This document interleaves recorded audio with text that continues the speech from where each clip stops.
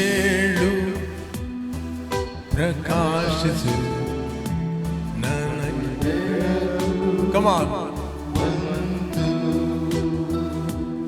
ಏಳು ಪ್ರಕಾಶಿಸು ನಮಗೆ ಬೆಳಕು ಬಂತು. ತಂದೆಯ ತೇಜಸ್ಸು, ತಂದೆಯ ಮಹಿಮೆ, ಕ್ರಿಸ್ತನ ಮೂಲಕ ನನ್ನಲ್ಲಿ ಬಂದು. ತಂದೆಯ ತೇಜಸ್ಸು, ತಂದೆಯ ಮಹಿಮೆ, ಕ್ರಿಸ್ತನ ಮೂಲಕ ನಮ್ಮಲ್ಲಿ ಬಂದು. ತಂದೆಯ ಕಮಾನ್, ತಂದೆಯ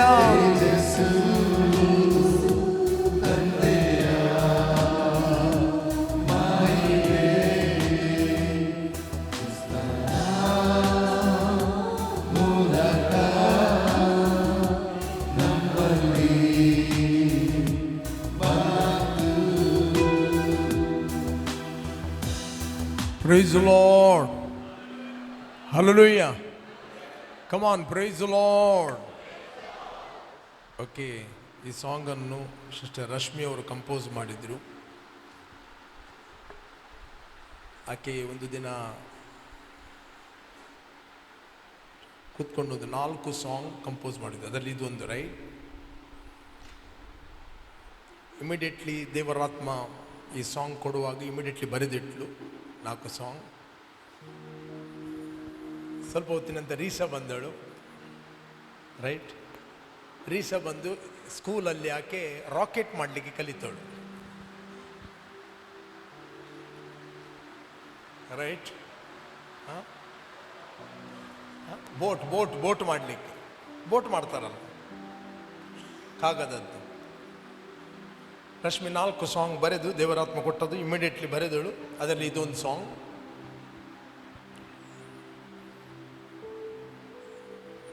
ನಮ್ಮ ರೀಸನಿಗೆ ಕಾಗದ ಬೇಕಿತ್ತು, ರೈಟ್? ಆ ಕಾಗದನ ಹರಿದಳು, ಒಳ್ಳೆ ಮಾಡಿ ಬೋಟ್ ಮಾಡಿದಳು. ಸಾಂಗ್ ಎಲ್ಲಿದೆ ಅಂತ ಸಾಂಗ್ ಇಲ್ಲ, ಸಾಂಗ್ ನೀರಿನಲ್ಲಿ ಹೋಗಿದೆ.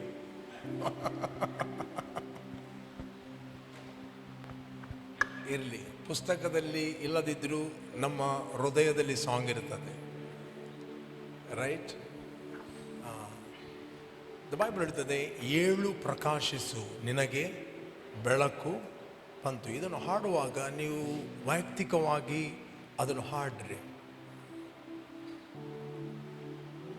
ಯೆಶಾಯನ ಗ್ರಂಥ 60ನೇ ಅಧ್ಯಾಯದಲ್ಲಿ ನಾವು ನೋಡಲಿಕ್ಕೆ ಹೋದರೆ ನಮಗೆ ಸಿಗುತ್ತದೆ, 7 ಪ್ರಕಾಶಿಸು ನಿನಗೆ ಬೆಳಕು ಬಂತು, ಯೆಹೋವನ ತೇಜಸ್ಸು ನಿನ್ನ ಮೇಲೆ ಉದಯಿಸಿದೆ. Arise, shine, for your light has come and the glory of the Lord is risen upon you. ನಾವು ನೋಡ್ತೇವೆ ಯೆಶಾಯನ ಗ್ರಂಥದಲ್ಲಿ ಯೆಶಾಯ ಒಬ್ಬ ಇಂಥ ಪ್ರಾಫೆಟ್ ಅಂತ ಹೇಳಿದರೆ, ಕ್ರಿಸ್ತನ ಜನನ, ಕ್ರಿಸ್ತನ ಶ್ರಮೆ, ಕ್ರಿಸ್ತನ ಮರಣ, ಕ್ರಿಸ್ತನ ಪುನರುತ್ಥಾನ ಎಲ್ಲವನ್ನು ಬರೆದ ಒಬ್ಬ ಪ್ರವಾದಿ. ಕ್ರಿಸ್ತನ ಜನನದ ಬಗ್ಗೆ ಎಲ್ಲಿದೆ? 7ನೇ ಅಧ್ಯಾಯ 14ನೇ ವಚನ, 7 chapter 14 verse, 7 chapter 14. ಸಿ, ಇದರಿಂದ ಕರ್ತನು ತಾನೇ ನಿಮಗೆ ಒಂದು ಗುರುತನ್ನು ಕೊಡುವನು. ಈಗ ಒಬ್ಬ ಕನ್ನಿಕೆಯು ಗರ್ಭಿಣಿಯಾಗಿ ಮಗನನ್ನು ಹೆಡೆದು ಅವನಿಗೆ ಇಮ್ಯಾನ್ಯುಯಲ್ ಎಂದು ಹೆಸರಿಡುವಳು. ಸಿ, ಯೇಸು ಸ್ವಾಮಿ ಹುಟ್ಟುವಂಥ 700 years ಬಿಫೋರ್ ಇದೇ ವಚನವನ್ನು ಗಾಬ್ರಿಯಲ ದೂತನು ಬಂದು ಮಾತಾಡ್ತಾನೆ. ಇದೇ ವಚನವನ್ನು ಎಲ್ಲಿದೆ? 1ನೇ ಅಧ್ಯಾಯ 21ನೇ ವಚನ, ಮತ್ತಾಯನ ಬರೆದ ಸುವಾರ್ತೆಯಲ್ಲಿ, ನ್ಯೂ ಟೆಸ್ಟಮೆಂಟ್ ಹೊಸ ಒಡಂಬಡಿಕೆ. ಹೊಸ ಒಡಂಬಡಿಕೆ. ಆಕೆ ಒಬ್ಬ ಮಗುವನ್ನು ಹಿಡಿಯುವಳು, ನೀನು ಆತನಿಗೆ ಯೇಸು ಎಂದು ಹೆಸರಿಡಬೇಕು, ಯಾಕಂದರೆ ಆತನು ತನ್ನ ಜನರನ್ನು ಅವರ ಪಾಪಗಳಿಂದ ಬಿಡಿಸಿ ಕಾಯುವನೊಂದನು. ನೆಕ್ಸ್ಟ್, ಕರ್ತನು ಪ್ರವಾದಿಯ ಮುಖಾಂತರ ಹೇಳಿದ ಮಾತು ನೆರವೇರುವಂತೆ ಇದೆಲ್ಲ ನಡೆಯಿತು. ಆ ಮಾತು ಏನೆಂದರೆ, ಇಗೋ ಒಬ್ಬ ಕನ್ನಿಕೆಯು ಗರ್ಭಿಣಿಯಾಗಿ ಮಗನನ್ನು ಹಿಡಿಯುವಳು, ಆತನಿಗೆ ಇಮ್ಯಾನ್ಯುಯಲ್ ಎಂದು ಹೆಸರಿಡುವರು ಎಂಬುದು. ದೇವರು ನಮ್ಮ ಕೂಡ ಇದ್ದಾನೆಂದು ಆ ಹೆಸರಿನ ಅರ್ಥ. ಯೆಶಾಯ ಪ್ರವಾದಿ 700 ವರ್ಷಗಳ ಹಿಂದೆ ಬರೀತಾನೆ ಯೇಸು ಹೇಗೆ ಹುಟ್ಟುತ್ತಾನೆ.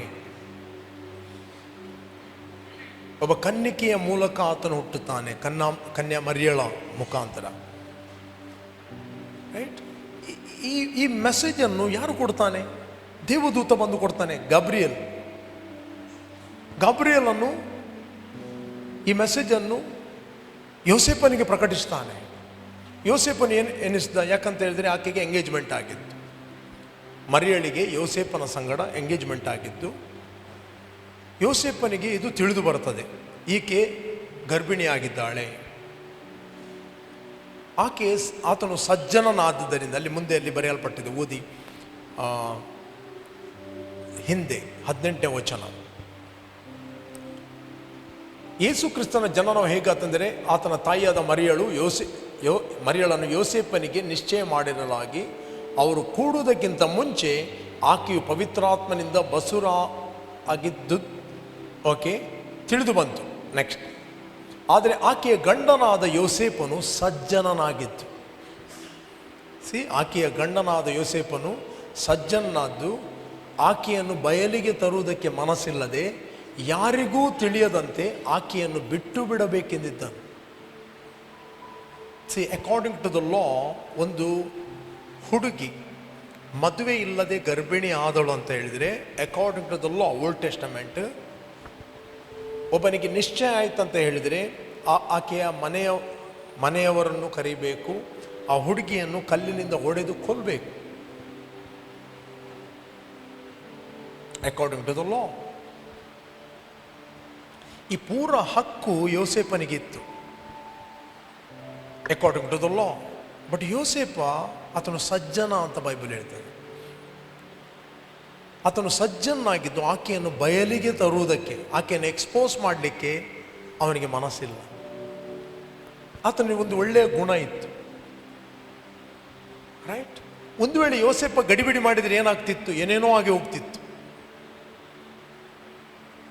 ರೈಟ್. ಯೋಸೇಫನ ತಾಳ್ಮೆ ನೋಡಿ ಇಲ್ಲಿ. ಯೋಸೇಫ ಕಾಲಕ್ಕೆ ಮುಂಚೆ ತೀರ್ಪು ಮಾಡಲಿಕ್ಕೆ ಹೋಗಲಿಲ್ಲ. ಒಂದು ವೇಳೆ ಅವನಿಗೆ ಅಕಾರ್ಡಿಂಗ್ ಟು ದ ಲಾ ಪ್ರಕಾರ ಆಕೆಯನ್ನು ಬಯಲಿಗೆ ತರಬಹುದಿತ್ತು. ಯಾಕಂದರೆ ಈತನೊಟ್ಟಿಗೆ ನಿಶ್ಚಯವಾಗಿದೆ, ಈತನೊಟ್ಟಿಗೆ ಎಂಗೇಜ್ಮೆಂಟ್ ಆಗಿದೆ, ಯೋಸೇಫನೊಟ್ಟಿಗೆ ಈಕೆಗೆ. ರೈಟ್. ಮನಸ್ಸು ಯಾರಿಗೂ ತಿಳಿಯದಂತೆ ಆಕೆಯನ್ನು ಬಿಟ್ಟು ಬಿಡಬೇಕೆಂದಿದ್ದನೋ ಆಕೆಯನ್ನು ಬಿಡುವುದಂತ. ನೆಕ್ಸ್ಟ್ ಅವನು ಇದನ್ನು ಆಲೋಚಿಸುತ್ತಿರುವಾಗ ಕರ್ತನ ದೂತನವನಿಗೆ ಕನಸಿನಲ್ಲಿ ಕಾಣಿಸಿಕೊಂಡು, ಎಲೇ ಯೋಸೇಫನೇ, ದಾವೀದನ ವಂಶದವನೇ, ನಿನ್ನ ಹೆಂಡತಿಯಾದ ಮರಿಯಳನ್ನು ಸೇರಿಸಿಕೊಳ್ಳುವುದಕ್ಕೆ ಅಂಜಬೇಡ, ಆಕೆಯ ಗರ್ಭವು ಪವಿತ್ರಾತ್ಮದಿಂದಲೇ ಆದದ್ದು. ಈ ವಿಷಯ ಯಾರಿಗೆ ಗೊತ್ತು? ಯೋಸೇಫನಿಗೆ ಮತ್ತು ಮರಿಯಳಿಗೆ ಮಾತ್ರ ಗೊತ್ತು. Please go. ಓಕೆ. ನೆಕ್ಸ್ಟ್ 21ನೇ ವಚನ. ಆಕೆಯು ಒಬ್ಬ ಮಗನನ್ನು ಹಿಡಿಯುವಳು, ನೀನು ಆತನಿಗೆ ಯೇಸು ಎಂದು ಹೆಸರಿಡಬೇಕು, ಯಾಕಂದರೆ ಆತನೇ ತನ್ನ ಜನರನ್ನು ಅವರ ಪಾಪಗಳಿಂದ ಬಿಡಿಸಿ ಕಾಯುವನು ಅಂದನು. ನೆಕ್ಸ್ಟ್, ಕರ್ತನು ಪ್ರವಾದಿಯ ಮುಖಾಂತರ ಹೇಳಿದ ಮಾತು ನೆರವೇರುವಂತೆ ಇದೆಲ್ಲ ನಡೆಯಿತು. ಆ ಮಾತು ಏನೆಂದರೆ, ಈಗ ನಾವು ಓದಿದೆವು. ರೈಟ್. ಇದು ಯೆಶಾಯನ ಪ್ರವಾದಿಯ ಗ್ರಂಥ 7ನೇ ಅಧ್ಯಾಯ 14ನೇ ವಚನದಲ್ಲಿ. ಇಲ್ಲಿ ಯೆಶಾಯ ಬರೆಯುತ್ತಾನೆ ಯೇಸುವಿನ ಕ್ರೂಜೆಯ ಬಗ್ಗೆ. 53ನೇ ಅಧ್ಯಾಯ ಓದ್ರಿ, ಎಲ್ಲ ಕ್ರೂಜೆಯ ಡೀಟೇಲ್ ಆತನು ಬಿಡಿಸ್ತಾನೆ. 53ನೇ ಅಧ್ಯಾಯ ಯೆಶಾಯ 53. ನಾವು ಕೇಳಿದ ಸಂಗತಿಯನ್ನು ನಮ್ಮಲ್ಲಿ ಯಾರು ನಂಬಿದರು? ಯೆಹೋವನ ಬಾಹು ಯಾರಿಗೆ ಗೋಚರವಾಗಿತ್ತು? ನೆಕ್ಸ್ಟ್, ಒಣ ನೆಲದೊಳಗೆ ಬೇರಿನಿಂದ ಹೊರಡುವ ಅಂಕುರದಂತೆಯೂ ಬುಡದಿಂದ ಒಡೆಯುವ ಚಿಗುರಿನ ಹಾಗೂ ಅವನು ಯೆಹೋವನ ದೃಷ್ಟಿಯಲ್ಲಿ ಬೆಳೆದನು. ಅವನಲ್ಲಿ ಯಾವ ಅಂದ ಚಂದಗಳು ಇರಲಿಲ್ಲ. ನಾವು ಅವನನ್ನು ನೋಡಿದಾಗ ನೋಡತಕ್ಕ ಯಾವ ಲಕ್ಷಣವೂ ಕಾಣಲಿಲ್ಲ. ಓಕೆ, ಅವನು ಧಿಕ್ಕರಿಸಲ್ಪಟ್ಟವನು, ಮನುಷ್ಯರು ಸೇರಿಸಿಕೊಳ್ಳದವನು, ಸಂಕಷ್ಟಕ್ಕೆ ಒಳಗಾದವನು, ವ್ಯಾಧಿ ಪೀಡಿತನು, ಜನರು ಮುಖವನ್ನು ಓರೆ ಮಾಡಿಕೊಳ್ಳುವ ಧಿಕ್ಕಾರಕ್ಕೆ ಒಳಗಾದವನು ಆಗಿದ್ದನು. ನಾವು ಅವನನ್ನು ಲಕ್ಷ್ಯಕ್ಕೆ ತರಲಿಲ್ಲ. ನಿಜವಾಗಿ ನಮ್ಮ ಸಂಕಟಗಳನ್ನು ಅನುಭವಿಸ್ತನು.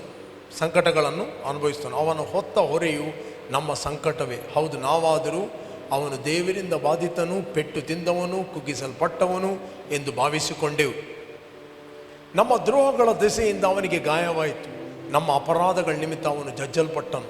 ನಮಗೆ ಸುಕ್ಷೇಮವನ್ನು ಉಂಟು ಮಾಡುವ ದಂಡನೆಯನ್ನು ಅವನು ಅನುಭವಿಸಿದನು. ಅವನ ಬಾಸುಂಡೆಗಳಿಂದ ನಮಗೆ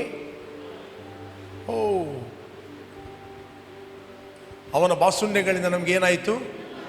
ಇದನ್ನೇ ಪೇತ್ರ ಬರೀತಾನೆ. ಹೇಗೆ ಬರೀತಾನೆ? ಇಲ್ಲಿ ಕರೆಕ್ಟಾಗಿ ಓದಿ. ಇಲ್ಲಿ ಏನು ಬರೆಯಲ್ಪಟ್ಟಿದೆ? ಅವನ ಬಾಸುಂಡೆಗಳಿಂದ ನಮಗೆ ಗುಣವಾಯಿತು.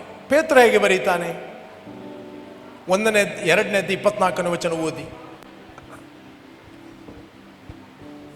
ನಾವು ಪಾಪದ ಪಾಲಿಗೆ ಸತ್ತು ನೀತಿವಂತರಾಗಿ ಜೀವಿಸುವಂತೆ ಆತನು ನಮ್ಮ ಪಾಪಗಳನ್ನು ತಾನೇ ತನ್ನ ದೇಹದ ಮೇಲೆ ಹೊತ್ತುಕೊಂಡು ಮರಣದ ಕಂಬವನ್ನು ಏರಿದನು.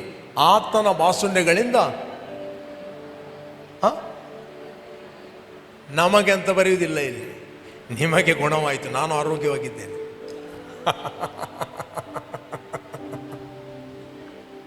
ಹಲೋ, ಪೇತ್ರನ ಬರೆಯುವಾಗ ಆಲ್ರೆಡಿ ಪೇತ್ರ ಬಾರ್ನ್ ಅಗೇನ್ ಆಗಿದ್ದಾನೆ. ಆಲ್ರೆಡಿ ಯೇಸು ಸತ್ತು ಹೂಣಲ್ಪಟ್ಟು 3ನೇ ದಿನ ಪುನರುತ್ಥಾನದ ಒಪ್ಪಿಕೊಂಡಿದ್ದಾನೆ. ನಮ್ಮ ಎಲ್ಲ ಪಾಪಗಳನ್ನು ಆತನು ಹೊತ್ತುಕೊಂಡು ಹೋಗಿ ನಾನು ಆರೋಗ್ಯದಾಯಕನಿಗೆ ಹುಟ್ಟಿದ್ದೇನೆ, ಅವನು ನನಗೆ ಗುಣ ಆಯ್ತು ಅಂತ ಹೇಳುವುದಿಲ್ಲ, ನಿಮಗೆ ಗುಣ ಆಯ್ತು ಅಂತ ಹೇಳ್ತಾನೆ. ಓದುವಾಗ ನಾವು ಕರೆಕ್ಟ್ ಓದಬೇಕು, ಹೇಗೆ ಪೇತ್ರನು ಬರೀತಾನೆ ಅಂತ.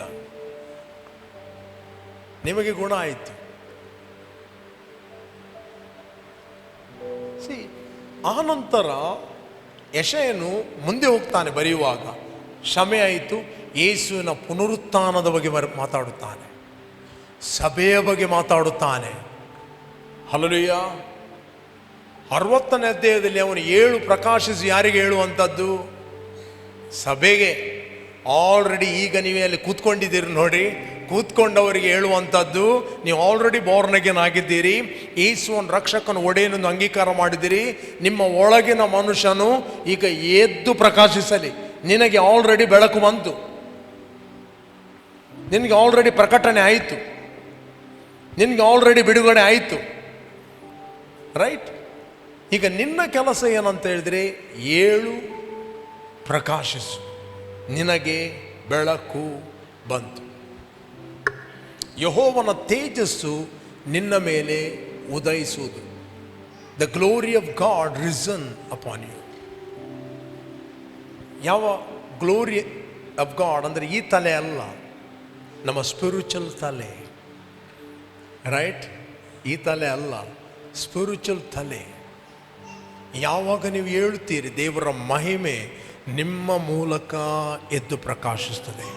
ಇಲ್ಲಿ ಬೈಬಲ್ ಹೇಳ್ತದೆ, ಆರೋಗ್ಯದಲ್ಲಿ 7, ಸಮಾಧಾನದಲ್ಲಿ 7, ಧೈರ್ಯದಲ್ಲಿ 7, ಅಧಿಕಾರದಲ್ಲಿ 7, ಸಮೃದ್ಧಿಯಲ್ಲಿ 7, ಜ್ಞಾನದಲ್ಲಿ 7. ಕಮಾನ್, ಪಕ್ಕದವ್ರಿಗೆ ಹೇಳ್ರಿ 7 ಹೇಳ್ರಿ. ಆರೋಗ್ಯದಲ್ಲಿ 7, ಕೂರಿ ಕೂತ್ಕೊಳ್ಬೇಡ, 7. ಸಮಾಧಾನದಲ್ಲಿ 7. ಯಾವಾಗ ನೀವು ಯೇಸುವನ್ನು ರಕ್ಷಕನ ಒಡೆಯನನ್ನು ಅಂಗೀಕಾರ ಮಾಡಿದಿರಿ, ನಿಮ್ಮ ಒಳಗಿನ ಮನುಷ್ಯ, ರಿಯಲ್ ಮ್ಯಾನ್, ಬೈಬಲ್ ಹೇಳ್ತದೆ ಹಿಡನ್ ಮ್ಯಾನ್, ಮರೆಯಾಗಿರುವ ವ್ಯಕ್ತಿ, ನಿಮ್ಮ ಶರೀರದ ಒಳಗೆ ಅಡಗಿಕೊಂಡಿರುವ ವ್ಯಕ್ತಿ, ಹೊಸದಾಗಿ ಹುಟ್ಟಿದ ವ್ಯಕ್ತಿಗೆ ಆತನು ಮಾತಾಡುವಂಥದ್ದು 7.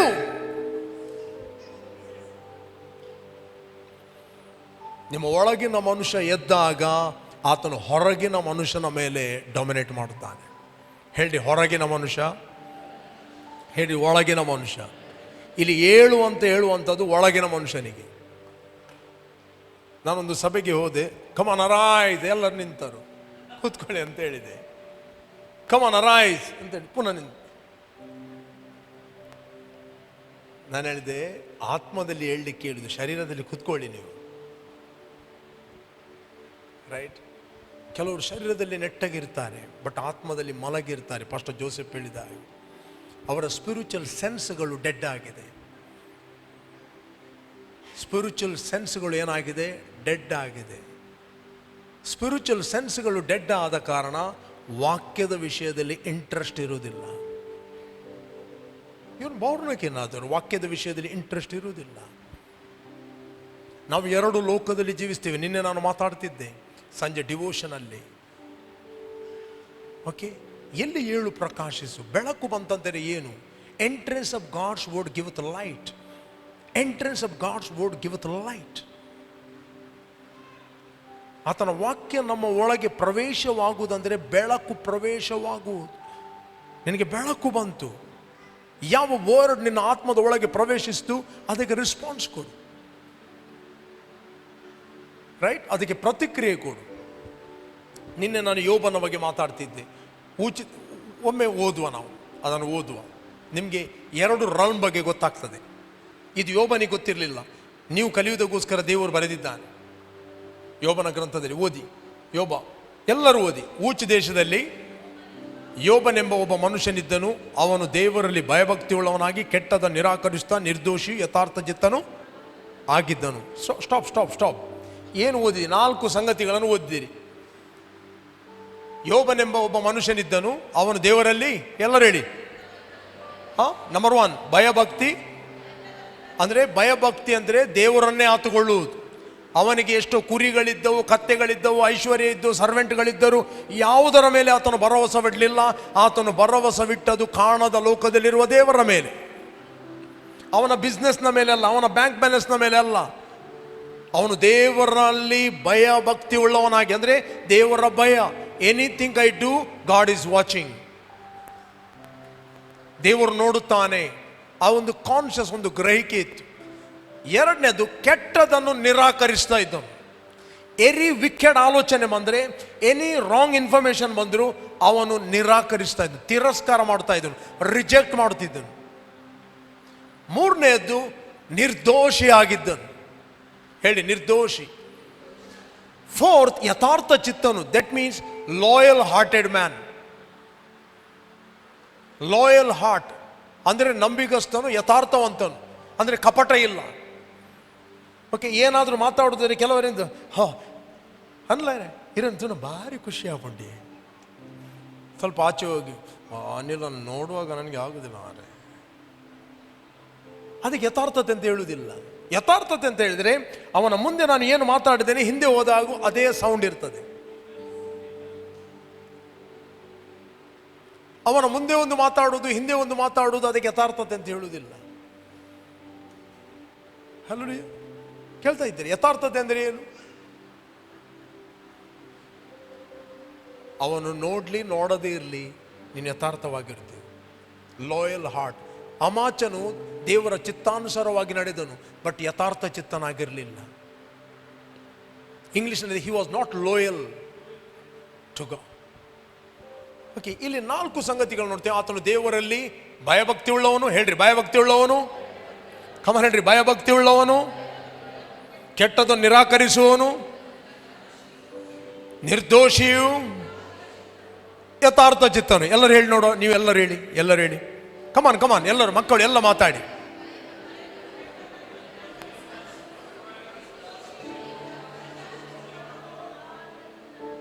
ಈಗ ಸ್ಕ್ರೀನ್ನಲ್ಲಿ ಸ್ಕ್ರಿಪ್ಚರ್ ತೆಗೆದ್ರೆ ಹೇಳ್ಬೋದಾ? ಆ ಸ್ಕ್ರೀನಲ್ಲಿ ತೆಗೀರಿ. ಈಗ ಹೇಳಿ ನೋಡಿ, ಯಾರಿಗೂ ಕೇಳ್ಬೋದು. ಈಗ ಯಾರಿಗೆ ಕೇಳ್ಬೋದು? ಒಮ್ಮೆ ಓದಿ ಎಲ್ಲರೂ. ಯಾರಿಗೆ ಕೇಳ್ಬೋದು?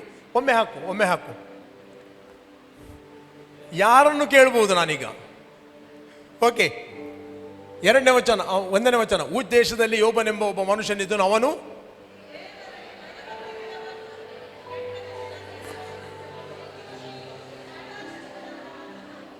ಈಸಿ ಹೇಳ್ಬೋದಾ? ಈಗ ಎಲ್ಲರೂ ಹೇಳಿ ನೋಡುವ, ಎಲ್ಲರೂ ಕಮಾನ್.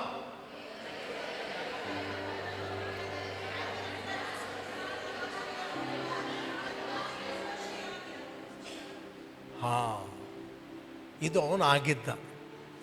ರೈಟ್, ಮುಂದೆ ಓದು. ಇದನ್ನು ನೆನಪಿಟ್ಕೊಳ್ರಿ ಈ 4 ಸಂಗತಿ. ಓಕೆ, ಅವನಿಗೆ 7 ಮಂದಿ ಗಂಡು ಮಕ್ಕಳು 3 ಮಂದಿ ಹೆಣ್ಣು ಮಕ್ಕಳು ಇದ್ದರು. ನೆಕ್ಸ್ಟ್, ಅವನಿಗೆ 7,000 ಕುರಿಗಳು. ಎಷ್ಟು ಸಾವಿರ? ಒಂದು ಕುರಿಯ ರೇಟ್ ಎಷ್ಟು ಕುಮಾರಣ್ಣ?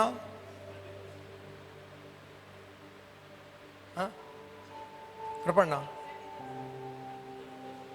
ಎಷ್ಟು?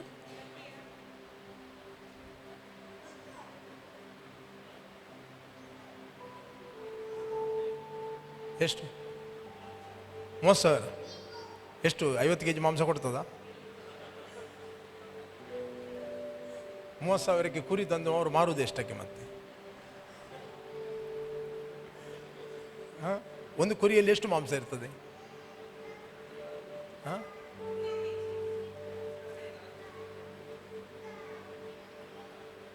ನಮ್ಮ ಗ್ರೆಗೋರಿ ಬದರಿಗೆ ಗೊತ್ತುಂಟು. ಎಷ್ಟು?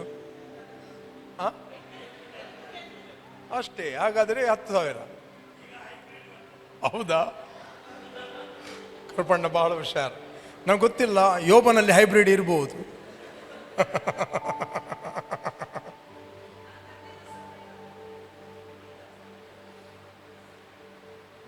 ಹತ್ತು 10,000 ಆದರೂ ಸಾಧಾರಣ ಒಂದು 7-8 ಕೋಟಿಯ ಸೊತ್ತು. 7,000 ಅಂದರೆ ಮತ್ತೆ ಅಷ್ಟು ಮಾತ್ರ ಅಲ್ಲ, 500 ಜೋಡಿ ಎತ್ತುಗಳು. ಒಂದು ಜೋಡಿ ಎತ್ತಿಗೆ 1 ಲಕ್ಷ ಮೇಲೆ ಇದೆ, 1-2 ಲಕ್ಷ. ಎಷ್ಟು ಜೊತೆ? 3-4 ಜೊತೆ ಅಲ್ಲ, 500 ಜೊತೆ ಎತ್ತುಗಳು. 500 ಹೆಣ್ಣು ಕತ್ತೆಗಳು. ಹಾಗಾದರೆ ಗಂಡು ಕತ್ತೆಗಳು ಎಷ್ಟಿರ್ಬೋದು? ಹಳೆ ಕಾಲದ ರಾಜಕುಮಾರಿಯರು ಕತ್ತೆಯ ಹಾಲಿನಿಂದ ಸ್ನಾನ ಮಾಡ್ತಿದ್ರಂತೆ, ಸ್ಕಿನ್ ಗ್ಲೋ ಆಗಲಿಕ್ಕೆ. ಕೇಳಿದ್ದೀರಾ? ಕೇಳಲಿಲ್ಲ. ಸತ್ಯ ಹೇಳಿ, ಕೇಳಿದವರು ಎಷ್ಟು ಮಂದಿ ಕೇಳಿದ್ದೀರಿ? ಕೇಳಿದ್ದೀರಾ? ಲೀಟರಿಗೆ? ಓಕೆ, ಇರಲಿ. ಹೆಣ್ಣು ಕತ್ತು ಅನೇಕ ಸೇವಕರಿದ್ದುದರಿಂದ ಅವನ ಮೂಡಣ ದೇಶದಲ್ಲೆಲ್ಲ ಹೆಚ್ಚು ಸ್ವಾಸ್ಥ್ಯವುಳ್ಳವನಾಗಿ. ಇದೆಲ್ಲ ನ್ಯಾಚುರಲ್ ವರ್ಲ್ಡ್. Okay, next.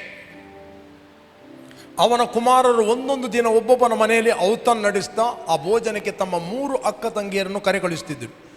7 ಮಂದಿಯ ಮನೆಯಲ್ಲಿ 7 ದಿನ ಔತಣ ಫಿಕ್ಸ್. ಆ 3 ಮಂದಿ ಸಹೋದರಿಯರಿಗೆ ಯಾವ ಖರ್ಚಿಲ್ಲ, ಮನೆಯಲ್ಲಿ ಅಡುಗೆ ಮಾಡುವ ಅಗತ್ಯನೇ ಇಲ್ಲ. ಜಸ್ಟ್ ಓದಿರಿ. ಇದನ್ನು ನಾನು ಓದುವಾಗ ಯೋಬನ 3 ಮಂದಿ ಹೆಣ್ಣು ಮಕ್ಕಳಿಗೆ ಮನೆಯಲ್ಲಿ ಏನು ಕೆಲಸ ಇಲ್ಲ ಅಲ್ಲ ಅಂತ. ಯಾಕಂದರೆ 7 ದಿನ 7 ಮಂದಿ ಅವನ ಕುಮಾರರು ಒಂದೊಂದು ದಿನ ಒಬ್ಬೊಬ್ಬನ ಮನೆಯಲ್ಲಿ ಔತಣವನ್ನು ನಡೆಸ್ತಾ ಆ ಭೋಜನಕ್ಕೆ ತಮ್ಮ 3 ಅಕ್ಕ ತಂಗಿಯರನ್ನು ಕರೆ ಕಳಿಸ್ತಿದ್ದರು. ನೆಕ್ಸ್ಟ್, ಔತಣ ಸರದಿ ತೀರಿದ ನಂತರ ಯೋಬನು ತನ್ನ ಮಕ್ಕಳು ಒಂದು ವೇಳೆ ಹೃದಯದಲ್ಲಿ ದೇವರನ್ನು ದೂಷಿಸಿ ಪಾಪ ಮಾಡಿರಬಹುದು ಎಂದು ಅವರನ್ನು ಕರೆಸಿ ಶುದ್ಧಪಡಿಸಿ ಬೆಳಿಗ್ಗೆ ಎದ್ದು ಅವರ ಸಂಖ್ಯೆಗೆ ತಕ್ಕಂತೆ ಹೋಮಗಳನ್ನು ಅರ್ಪಿಸುತ್ತಿದ್ದನು. ಹೀಗೆ ಯೋಬನು ಕ್ರಮವಾಗಿ ಮಾಡುತ್ತಿದ್ದನು. ನೆಕ್ಸ್ಟ್, ಇದು ನ್ಯಾಚುರಲ್ ವರ್ಲ್ಡ್ ಆಯಿತು. ಈಗ ಸ್ಪಿರಿಚುವಲ್ ವರ್ಲ್ಡ್ ಹೇಳ್ರಿ. ಸ್ಪಿರಿಚುವಲ್ ವರ್ಲ್ಡ್, ಕಮಾನ್, ಪಕ್ಕದವ್ರಿಗೆ ಹೇಳ್ರಿ ಸ್ಪಿರಿಚುವಲ್ ವರ್ಲ್ಡ್. ಎಷ್ಟು ಮಂದಿ ನಂಬುತ್ತೀರಿ ಆತ್ಮಿಕ ಲೋಕ ಇದೆ ಅಂತ?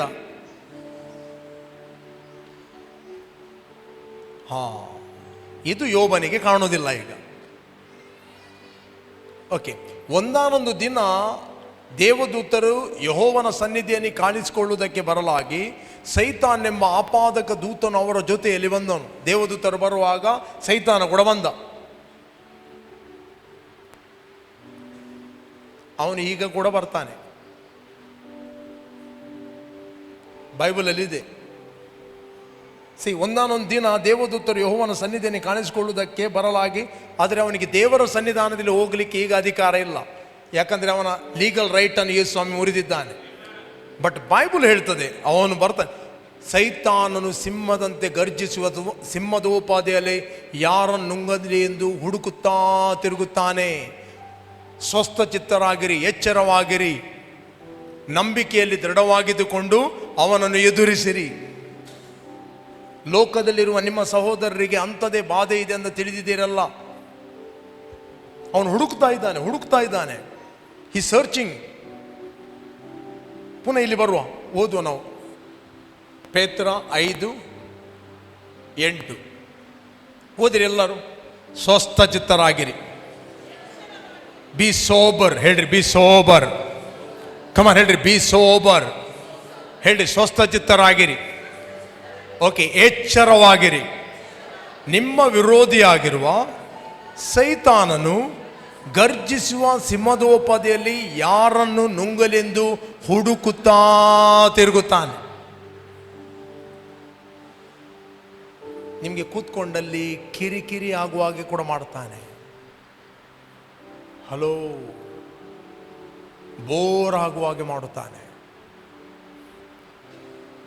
ನೀವು ಆತ್ಮದಲ್ಲಿ ಎಚ್ಚರವಾಗಿಲ್ಲ ಅಂತ ಹೇಳಿದರೆ ನಿಮ್ಮ ವಿರೋಧಿಯಾಗಿರುವ ಸೈತಾನು ಗರ್ಜಿಸುವ ಸಿಂಹದೋಪಾದಿಯಲ್ಲಿ ಯಾರನ್ನು ನುಂಗಲೆಂದು ಹುಡುಕುತ್ತಾ ತಿರುಗುತ್ತಾನೆ. ನೆಕ್ಸ್ಟ್, ನೀವು ನಂಬಿಕೆಯಲ್ಲಿ ದೃಢವಾಗಿದ್ದು ಅವನನ್ನು ಎದುರಿಸಿರಿ. ಹೇಳ್ರಿ, ಎದುರಿಸಿರಿ. ಲೋಕದಲ್ಲಿರುವ ನಿಮ್ಮ ಸಹೋದರರು ಅಂಥ ಬಾಧೆಗಳನ್ನೇ ಅನುಭವಿಸುತ್ತಿದ್ದಾರೆಂದು ನಿಮಗೆ ತಿಳಿದಿದೆಯಲ್ಲ. ಪರಲೋಕದಲ್ಲಿರುವವರಿಗೆಲ್ಲ ಪ್ರಾಬ್ಲಮ್. ಲೋಕದಲ್ಲಿ ಯಾರೇ ಆಗಲಿ, ಯಾವ ಸೇವಕನಾಗಲಿ, ಯಾವ ವಿಶ್ವಾಸಿ ಆಗಲಿ, ಯಾರೇ ಆಗಲಿ, ಎರಡು ಸಂಗತಿ ಮಾಡ್ತಾನೆ. ಒಂದು, ದೇವರ ವಾಕ್ಯದ ವಿಷಯದಲ್ಲಿ ನೀವು ಸೀರಿಯಸ್ ಆಗಿರೋದಾಗಿ. ದೇವರ ವಾಕ್ಯದ ವಿಷಯದಲ್ಲಿ ನೀವು ಸೀರಿಯಸ್ ಆದರೆ ಅವನ ಹಿಡಿತದಿಂದ ನೀವು ತಪ್ಪಿಸಲ್ಪಟ್ಟಿರಿ. ದೇವರ ವಾಕ್ಯದಲ್ಲಿ ನೀವು ಸೀರಿಯಸ್ ಆದರೆ ಅವನು ನಿಮ್ಮನ್ನು ಹಿಡೀಲಿಕ್ಕೆ ಆಗೋದಿಲ್ಲ. ದೇವರ ವಾಕ್ಯದಲ್ಲಿ ನೀವು ಸೀರಿಯಸ್ ಆದರೆ ಅವನು ಬಿಸಾಡುವ ಪ್ರತಿಯೊಂದು ಸುಳ್ಳುಗಳನ್ನು ನೀವು ರಿಜೆಕ್ಟ್ ಮಾಡುತ್ತೀರಿ, ನಿರಾಕರಿಸ್ತೀರಿ. ದೇವರು ಏನು ಹೇಳುತ್ತಾನೆ ಅದನ್ನು ನೀವು ನಂಬುತ್ತೀರಿ. ದೇವರು ಏನು ಮಾತಾಡಿದ್ದಾನೆ ಅದನ್ನು ನಂಬುತ್ತೀರಿ. ಓಕೆ. ಹೇಗೆ ನಿರಾಕರಿಸ್ತು? ಅಲ್ಲಿ ಓದಿ 1:6 ಯೋಬ. ಓಕೆ. ಒಂದಾನೊಂದು ದಿನ ದೇವದೂತರು ಯೆಹೋವನ ಸನ್ನಿಧಿಯಲ್ಲಿ ಕಾಣಿಸಿಕೊಳ್ಳುವುದಕ್ಕೆ ಬರಲಾಗಿ ಸೈತಾನ್ ಎಂಬ ಆಪಾದಕ ದೂತನು ಅವರ ಜೊತೆಯಲ್ಲಿ ಬಂದನು. ನೆಕ್ಸ್ಟ್, ಯೆಹೋವನು ಸೈತಾನನ್ನು ಎಲ್ಲಿಂದ ಬಂದಿ ಎಂದು ಕೇಳಲು ಸೈತಾನು ಯೆಹೋವನಿಗೆ ಭೂಲೋಕದಲ್ಲಿ ಸಂಚರಿಸ್ತಾ ಅಲ್ಲಲ್ಲಿ ತಿರುಗುತ್ತಾ ಇದ್ದು ಬಂದೆನು ಎಂದು ಹೇಳಿದನು. ಏನು ಹೇಳಿದ? ಯೆಹೋವನು ಸೈತಾನ್ ಎಲ್ಲಿಂದ ಬಂದಿ? ನಾನು ಮೂಡುಬೆಳ್ಳೆಯಿಂದ ಅಲ್ಲಿ ಪ್ರೇಯರ್ ನಡೀತಾ ಇತ್ತು. ಕೆಲವರು ವಾಕ್ಯ ಕೇಳುವಾಗ ಮಲಗಿಸಿದೆ. ಕೆಲವರು ಎದ್ದು ಮೂತ್ರಕ್ಕೆ ಹೋಗುವಂತೆ ಮಾಡಿದೆ. ಕೆಲವರಿಗೆ ರಪ್ಪ ಒಂದು ಕೆಲಸದ ನೆನಪು ಬರುವಂತೆ ಮಾಡಿದೆ. ಕೆಲವರಿಗೆ ಫ್ರಿಜ್ಜಿನಿಂದ ಬಂಗಡೆ ಹೊರಗಿಟ್ಟಿದ್ದೇನೆ, ಹೋಗಿ ಫ್ರೈ ಮಾಡಲಿಕ್ಕೆ ಉಂಟು ನೆನಪು ತರ್ತಾ ಇದ್ದೆ. ಹಲೋ. ಭೂಲೋಕದಲ್ಲೆಲ್ಲ ತಿರುಗಿ ಅಲ್ಲಲ್ಲಿ ಇರುವುದು ಯಾಕೆ? ಭೂಲೋಕದಲ್ಲಿ ಸಂಚರಿಸ್ತಾ ಅಲ್ಲಲ್ಲಿ ತಿರುಗುತ್ತಾ ಹೊಸ ಒಡಂಬಡಿಕೆಯಲ್ಲಿ ಹುಡುಕುತ್ತಾ ತಿರುಗುತ್ತಾನೆ. ಯಾರು ನೆಗೆಟಿವ್ ಮಾತಾಡ್ತಾರೆ, ಯಾರು ನೆಗೆಟಿವ್ ಮಾಡ್ತಾರೆ ಅವಕಾಶ ಕೊಡುವುದು. ಯಾರು ನೆಗೆಟಿವ್ ಮಾತಾಡುತ್ತಾರೆ, ವಾಕ್ಯವನ್ನು ಬಿಟ್ಟು ಯಾರು ನೀವು ಏನು ಮಾತಾಡುತ್ತೀರಿ ಅದು ಅವನಿಗೆ ನೀವು ಅವಕಾಶ ಕೊಡು. ದೇವರು ನಿಮ್ಮ ಬಗ್ಗೆ ಏನು ಮಾತಾಡಿದಾನೆ ಅದನ್ನು ಒಪ್ಪದೆ ಬೇರೆ ಏನೆಲ್ಲ ಸಂಗತಿಗಳನ್ನು ಮಾತಾಡುತ್ತೀರಿ ಅದು ಅವನಿಗೆ ಅವಕಾಶ. ಹಲೋ, ಕೇಳ್ತಾ ಇದ್ದೀರಾ? ಆದ್ದರಿಂದ ನೀವು ಸನ್ನಿಧಾನದಲ್ಲಿ ಕೂತ್ಕೊಂಡು ಅವನಿಗೆ ನೀವು ಪರ್ಮಿಷನ್ ಕೊಡುವುದಲ್ಲ. ನೆಕ್ಸ್ಟ್ ಓದಿ. ಇದು ಬಹಳ ಪ್ರಾಮುಖ್ಯ. ಆಗ ಯೆಹೋವನು, ಹೇಳ್ರಿ, ಆಗ ಯೆಹೋವನು ನನ್ನ ದಾಸನಾದ ಯೋಬನ ಮೇಲೆ ಗಮನವಿಟ್ಟಿಯ, ಅವನು ದೇವರಲ್ಲಿ ಭಯಭಕ್ತ. ಈಗ ಓದಿರಿ.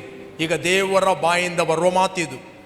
ಕಾಣದ ಲೋಕದಲ್ಲಿ ಇರುವ ದೇವರು ಯೋಬನ ಬಗ್ಗೆ ಏನು ಹೇಳ್ತಾ ಇದ್ದಾನಂತ ಓದಿರಿ. ಅಲ್ಲಿ ಬೈಬಲಲ್ಲಿ ಬರೆಯಲ್ಪಟ್ಟಿದೆ, ರೈಟ್?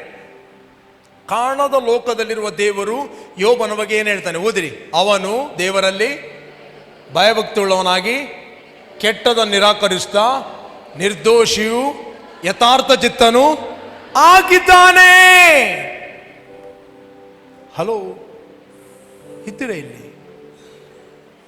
ಮನುಷ್ಯನು ಬದುಕುವುದು ರೊಟ್ಟಿ ತಿಂದ ಮಾತ್ರದಿಂದ ಅಲ್ಲ, ದೇವರ ಬಾಯಿಂದ ಬರುವ ಒಂದೊಂದು ಮಾತುಗಳಿಂದ ಆತನು ಬದುಕುತ್ತಾನೆ.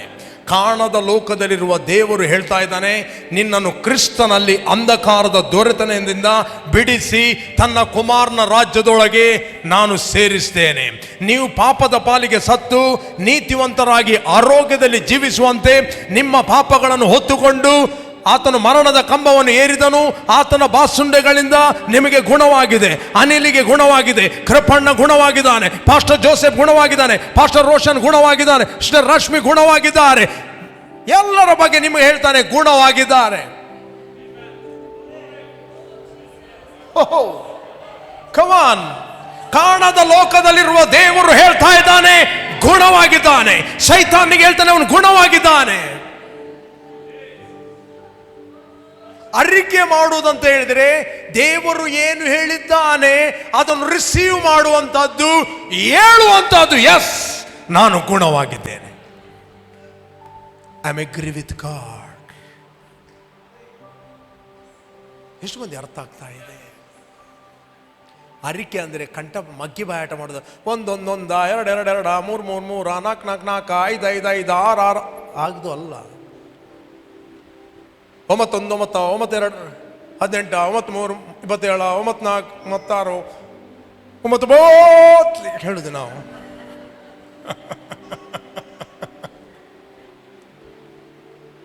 ಮತ್ತು ಅದರಲ್ಲಿ ಕೂಡ ಉಬ್ಬಿ ನೀರು ದಿಂಗ್ಲಿಕ್ಕಿತ್ತು. ನೆನಪು ಮಾಡೋದು. ಏಂಜಲ್ ನೀವು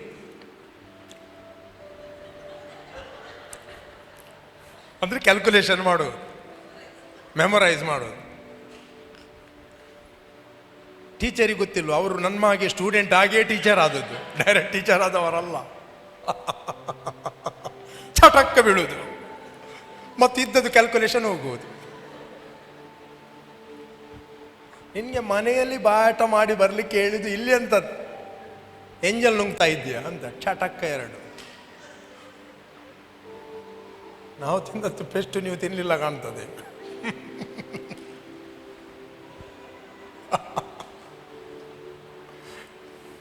ರೈಟ್, ನೀವು ಒಳ್ಳೆಯವರು, ಬೆಸ್ಟ್.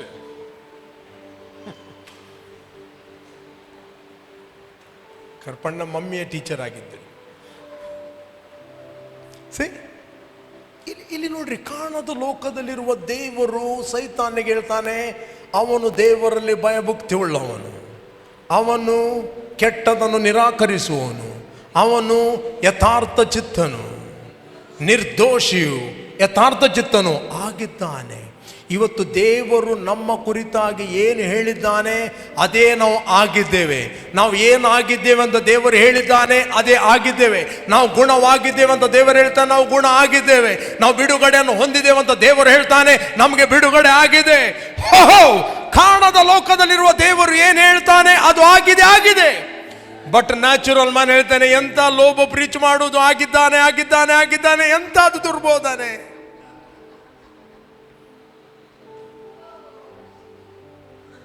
ಹಲೋ, ಅದೇ spiritual man understand all things. ಆತ್ಮಿಕ ಮನುಷ್ಯನು ಎಲ್ಲ ಸಂಗತಿಗಳನ್ನು ಒಪ್ಪುತ್ತಾನೆ. ಪ್ರಾಪಂಚಿಕ ಮನುಷ್ಯನು ಆತ್ಮಿಕ ಸಂಗತಿಗಳನ್ನು ಬೇಡವೆನ್ನುತ್ತಾನೆ. ಈಗ ದೇವರು ಯೋಬನ ಬಗ್ಗೆ ಮಾತಾಡುವಂಥದ್ದು ಆತ್ಮಿಕ ಲೋಕದಲ್ಲಿ. ಇವತ್ತು ಆತ್ಮಿಕ ಲೋಕದಲ್ಲಿ ದೇವರು ಮಾತಾಡುತ್ತಾನೆ. ದೇವರೇನು ಹೇಳ್ತಾನೆ? ನೀನು ಕ್ರಿಸ್ತನಲ್ಲಿ ಹೊಸ ಸೃಷ್ಟಿಯಾಗಿದ್ದಿ, ನೀನು ಕ್ರಿಸ್ತನಲ್ಲಿ ಜಯಶಾಲಿ ಆಗಿದ್ದಿ, ನೀನು ಕ್ರಿಸ್ತನಲ್ಲಿ ನೂತನ ಸೃಷ್ಟಿ ಆಗಿದ್ದಿ, ನೀನು ಕ್ರಿಸ್ತನಲ್ಲಿ ದೇವರಿಂದ ಹುಟ್ಟಿದಿ, ನನಗೆ ಹುಟ್ಟಿದಾನೆ. ನಿನ್ನಲ್ಲಿ ಇರುವ ನಾನು ಲೋಕದಲ್ಲಿ ಇರುವ ಎಲ್ಲ ದುರಾತ್ಮಗಳಿಗಿಂತ ಹೆಚ್ಚಿನವನು. ನಿನ್ನಲ್ಲಿರುವ ನಾನು ಎಲ್ಲ ಹೇಟ್ರೇಸ್ಗಳಿಗಿಂತ ಹೆಚ್ಚಿನವನು. ನಿನ್ನಲ್ಲಿರುವ ನಾನು ಲೋಕದಲ್ಲಿ ಎಲ್ಲ ವಿಚ್ ಕ್ರಾಫ್ಟ್ಗಳಿಗಿಂತ ಹೆಚ್ಚಿನವನು. ನಿನ್ನಲ್ಲಿರುವ ನಾನು ಎಲ್ಲ ದುರಾತ್ಮ, ಕೇಡು, ರೋಗ, ಹಿಂಸೆಗಳಿಗಿಂತ ಹೆಚ್ಚಿನವನು. ದೇವರು ಹೇಳ್ತಾನೆ. ಹಂಬಲ್ನೆಸ್ ಅಂತ ಹೇಳಿದ್ರೆ ದೇವರು ಏನು ಹೇಳುತ್ತಾನೆ ಅದನ್ನು ನಂಬುವುದು. ದೇವರ ವಾಕ್ಯ ರಿಸೀವ್ ಮಾಡುವುದಂದ್ರೆ ಸ್ಪಿರಿಚುವಲ್ ರಿಯಾಲಿಟಿಗಳು ನಿನ್ನ ಒಳಗೆ ಎಂಟ್ರಿ ಆಗುವುದು. ಹಲೋ, ದೇವರು ನೋಡುವಾಗ ನಿಮ್ಮನ್ನು ಕಾಯಿಲೆಯ ವ್ಯಕ್ತಿಯನ್ನಾಗಿ ನೋಡುವುದಿಲ್ಲ. ಒಬ್ಬ ದೇವ ಸೇವಕ ಹೀಲಿಂಗ್ ಮಿನಿಸ್ಟ್ರಿಯಲ್ಲಿ ಮೂವ್ ಆಗ್ತಿರುವಾಗ ಸಡನ್ಲಿ ಒಬ್ಬ ಕ್ಯಾನ್ಸರ್ ವ್ಯಕ್ತಿ ಅಲ್ಲಿ ಕೂತ್ಕೊಂಡಿದ್ದ.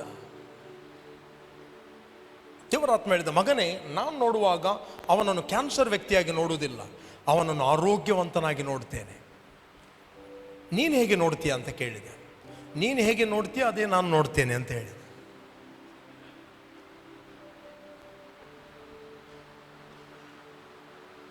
ರೈಟ್. ಬಟ್ ಯಾರ ಮಾತನ್ನು ನೀವು ಒಪ್ಪುತ್ತೀರಿ? ಬೆಳಕನ್ನು ಒಪ್ಪಿದರೆ ದೇವರು ಬೆಳಕಾಗಿದ್ದಾನೆ, ಬೆಳಕು ಪ್ರಕಾಶಿಸ್ತದೆ. ನೀವು ನ್ಯಾಚುರಲ್ ಎಲ್ಲ ರಿಪೋರ್ಟ್ಗಳನ್ನು ನಂಬಿದರೆ ತಿರುಗಾಡುವ ಆತನು ತಂದು ಹಾಕ್ತಾನೆ. ಅದಕ್ಕೆ ನಾವು ವಾಕ್ಯದಲ್ಲಿ ದೃಢವಾಗಬೇಕಂತ ಹೇಳುವುದಿಲ್ಲ. ತಂದೆ, ನಾನು ಲೋಕದವನಲ್ಲದೆ ಇರುವ ಪ್ರಕಾರ ಇವರು ಲೋಕದವರಲ್ಲ, ಲೋಕದಿಂದ ತೆಗೆಯಬೇಕೆಂದು ನಾನು ಪ್ರಾರ್ಥನೆ ಮಾಡುವುದಿಲ್ಲ, ಬಟ್ ಕೆಡುಕನಿಂದ ತಪ್ಪಿಸಿ ಕಾಪಾಡು. ಕೆಡುಕ ಇದ್ದಾನೆ ಲೋಕದಲ್ಲಿ, ಬಟ್ ನಿನ್ನ ವಾಕ್ಯವನ್ನು ನಾನು ಇವರಿಗೆ ಕೊಟ್ಟಿದ್ದೇನೆ. ನೀನು ಏನು ಇವರ ಬಗ್ಗೆ ಮಾತಾಡ್ತಾ ಇದ್ದಿ, ಆ ಮಾತುಗಳನ್ನು ಇವರಿಗೆ ಕೊಟ್ಟಿದ್ದೇನೆ. ಯೋಬನ ಬಗ್ಗೆ ದೇವರು ಹೇಳ್ತಾ ಇದ್ದಾನೆ, ಆತನು ದೇವರಲ್ಲಿ ಭಯಭಕ್ತಿ ಉಳ್ಳವನು, ಆತನು ನಿರ್ದೋಷಿ, ಆತನು ಕೆಟ್ಟದನ್ನು ನಿರಾಕರಿಸುವನು, ಆತನು ಯಥಾರ್ಥ ಚಿತ್ತನು. ಇವತ್ತು ಕ್ರಿಸ್ತನಲ್ಲಿ ದೇವರು ನಿಮ್ಮ ಬಗ್ಗೆ ಏನು ಹೇಳ್ತಾನೆ? ಎವ್ರಿ ಡೇ ಬೈಬಲ್ ಓದುವಾಗ ನಂಬಿರಿ, ದೇವರು ನನ್ನ ಬಗ್ಗೆ ಏನು ಹೇಳ್ತಾನೆ ಅದೇ ನಾನು ಆಗಿದ್ದೇನೆ. ಸತ್ಯವೇದ ಹೇಳಿದೆ, ನಿನ್ನ ನುಡಿಗಳೇ, ನಿನ್ನ ಮಾತುಗಳೇ ನನ್ನ ಧ್ಯಾನವಾದ್ದರಿಂದ ನನ್ನ ಉಪಾಧ್ಯಾಯರಿಗಿಂತ ನಾನು ಜ್ಞಾನಿ.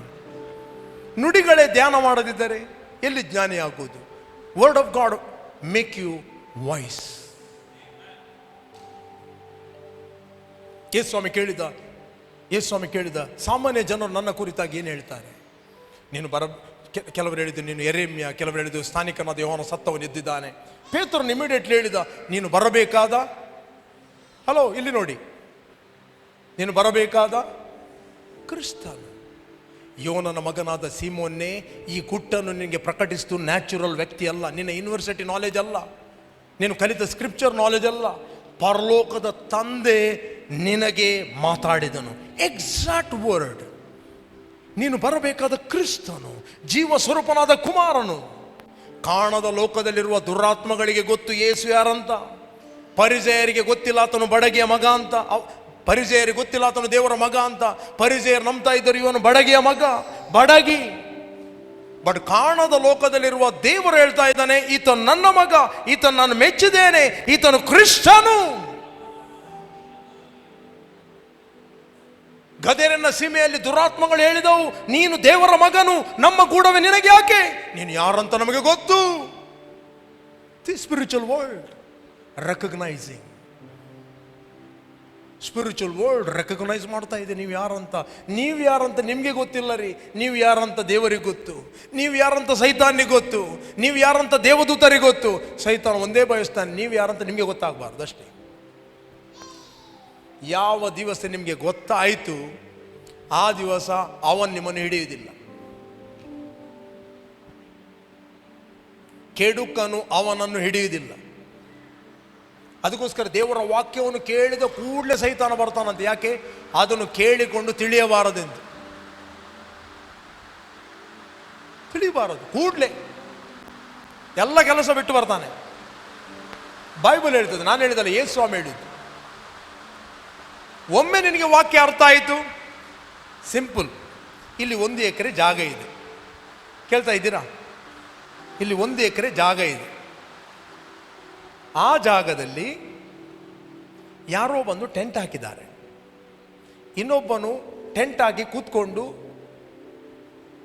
ಎಲ್ಲ ಅನುಭವ ಮಾಡ್ತಾ ಇದ್ದಾನೆ. ಅಲ್ಲಿ 4 ತೆಂಗಿನ ಮರ ಇದೆ, 3 ಚುಕ್ಕು ಮರ ಇದೆ, 4 ಮಾವು ಇದೆ, 10 ಅಡಿಕೆ ಇದೆ. ಓಕೆ, ಅವರು ಇಲ್ಲಿ ಕೇಳಿ, ಆ ವ್ಯಕ್ತಿಗಳು ಟೆಂಟ್ ಹಾಕಿದವರು, ಇದು ನಮ್ಮದು, ನಾವು ಸುಮಾರು ವರ್ಷಗಳಿಂದ ಇಲ್ಲಿದ್ದೇವೆ, ತಗೋ ನಿನಗೆ 2 ಮಾವಿನ ಹಣ್ಣು. ಜಾಗ ಯಾರದ್ದದು? ಜಾಗ ಯಾರದ್ದು? ನಮ್ಮದು. ನಾನಿರ್ತೇನೆ ಮುಗುರಿತ್ತಿನ ಇಟ್ಟಿಯನ್ನು ಕೈಕಾರು ಸುಖ. ನಾನು ಅನ್ನಿಸುವುದು, ಎಷ್ಟು ಒಳ್ಳೆಯವರು, ಅವರು ಮಾತ್ರ ಮಾವಿನ ಹಣ್ಣು ತಿನ್ನುವುದಲ್ಲ, ನನಗೂ ಕೊಡ್ತಾರೆ, ಖುಷಿ. ಯಾರೋ ಬಂದು ಹೇಳ್ತಾನೆ, ಹಾಗೆಲ್ಲ ಈ ಜಾಗ 1 ಎಕರೆ ನಿನ್ನದು. ನಿನ್ನ ಅಪ್ಪನು ನಿನ್ನ ಹೆಸರಿನಲ್ಲಿ ಮಾಡಿದ್ದಾರೆ. ಅವರು ಪಕ್ಕದವರು ಹೇಳ್ತಾರೆ, ಆ ಸುಳ್ಳುಗಾರ ಬಂದ ನೋಡಿ, ಅವನನ್ನು ನಂಬೇಡ್ರಿ, ಅವನು ನಿಮಗೆ ಮೋಸ ಮಾಡುತ್ತಾನೆ. ಅವನೇನು ಯಾಕೆ ಬಂದದ್ದು? ನನಗೆ ಸುವಾರ್ತೆ ಕೊಡಲಿಕ್ಕೆ. ಯಾಕೆ ಬಂದದ್ದು? ಸುವಾರ್ತೆ. ಯಾರ ಬಗ್ಗೆ ಮಾತಾಡಲಿಕ್ಕೆ ಬಂದದ್ದು? ಯಾರಿಗೆ ಗುಡ್ ನ್ಯೂಸ್?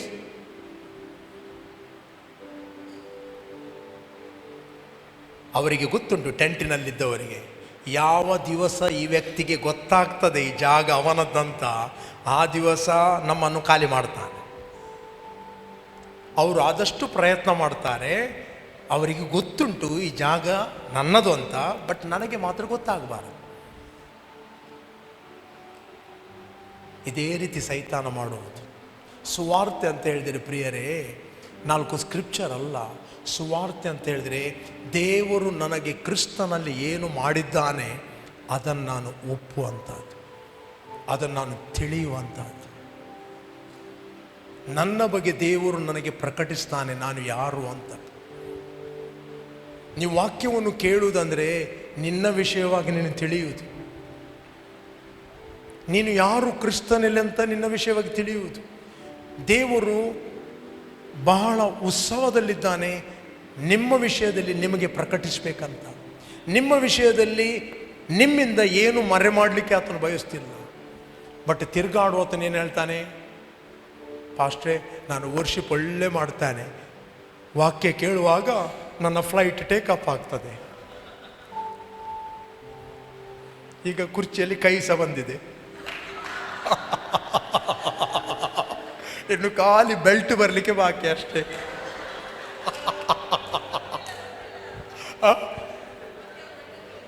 ನಾನು ನಂಬುತ್ತೇನೆ, ಇಲ್ಲಿ ಬಂದವರು ಸುಖವಾಗಿ ಆರಾಮವಾಗಿ ಯಾರು ಬೆಲ್ಟ್ ಕಟ್ಟದೆ ವಾಕ್ಯವನ್ನು ಕೇಳ್ತಾರೆ.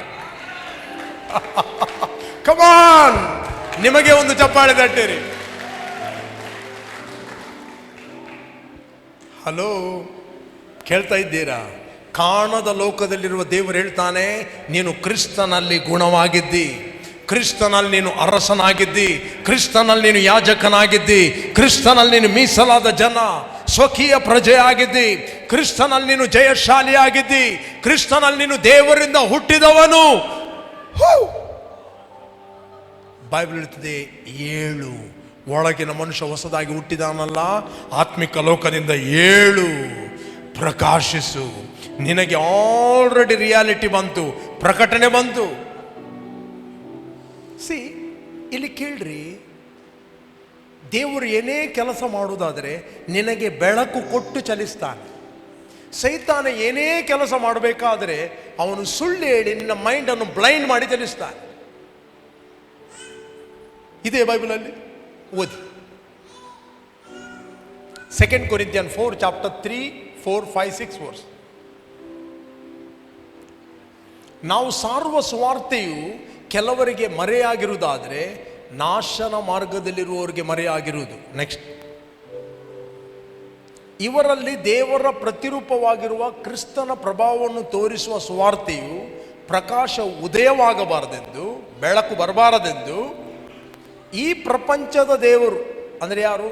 ಸೈತಾನ ನಂಬಿಕೆ ಇಲ್ಲದವರ ಮನಸ್ಸನ್ನು ಮಂಕು ಮಾಡಿದನು.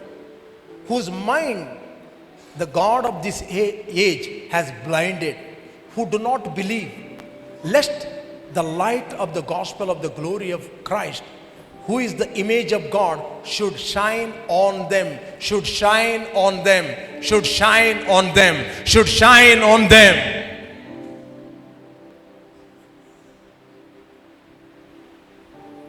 ವಾಕ್ಯ ಕೇಳಿದರೆ ಬೆಳಕು ಪ್ರಕಾಶಿಸ್ತದೆ. ಬೆಳಕು ಬಂತು ಅಂತ ಹೇಳಿದ್ರೆ ನಿನ್ನ ಒಳಗಿನ ಮನುಷ್ಯನು ರಿಯಾಲಿಟಿಯಲ್ಲಿ ಏಳ್ತಾನೆ.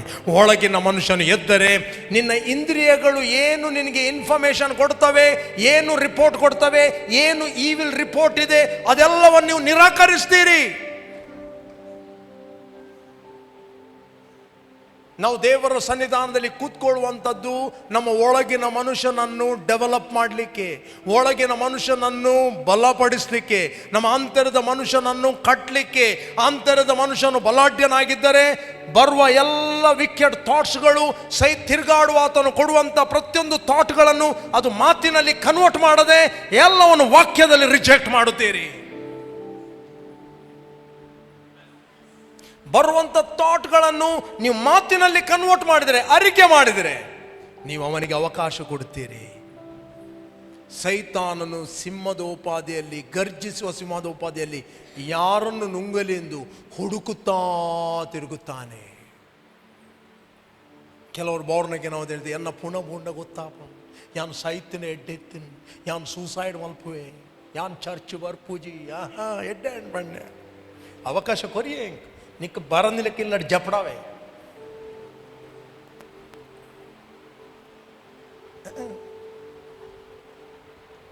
ಚರ್ಚೆ ಬರೋದು ಯಾಕೆ? ವಾಕ್ಯ ಕೇಳಲಿಕ್ಕೆ, ನಮ್ಮ ಸ್ಪಿರಿಚುವಲ್ ಲೈಫನ್ನು ಮೇಂಟೈನ್ ಮಾಡಲಿಕ್ಕೆ.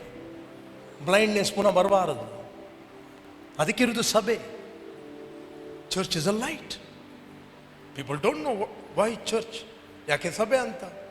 ಸಭೆಯಲ್ಲಿ ದೇವರು ನಿಮ್ಮ ಹತ್ರ ಮಾತಾಡುತ್ತಾನೆ, ರಿಯಾಲಿಟಿಗಳನ್ನು ರಿವೀಲ್ ಮಾಡುತ್ತಾನೆ, ಸತ್ಯಾಂಶಗಳನ್ನು ಪ್ರಕಟಿಸ್ತಾನೆ.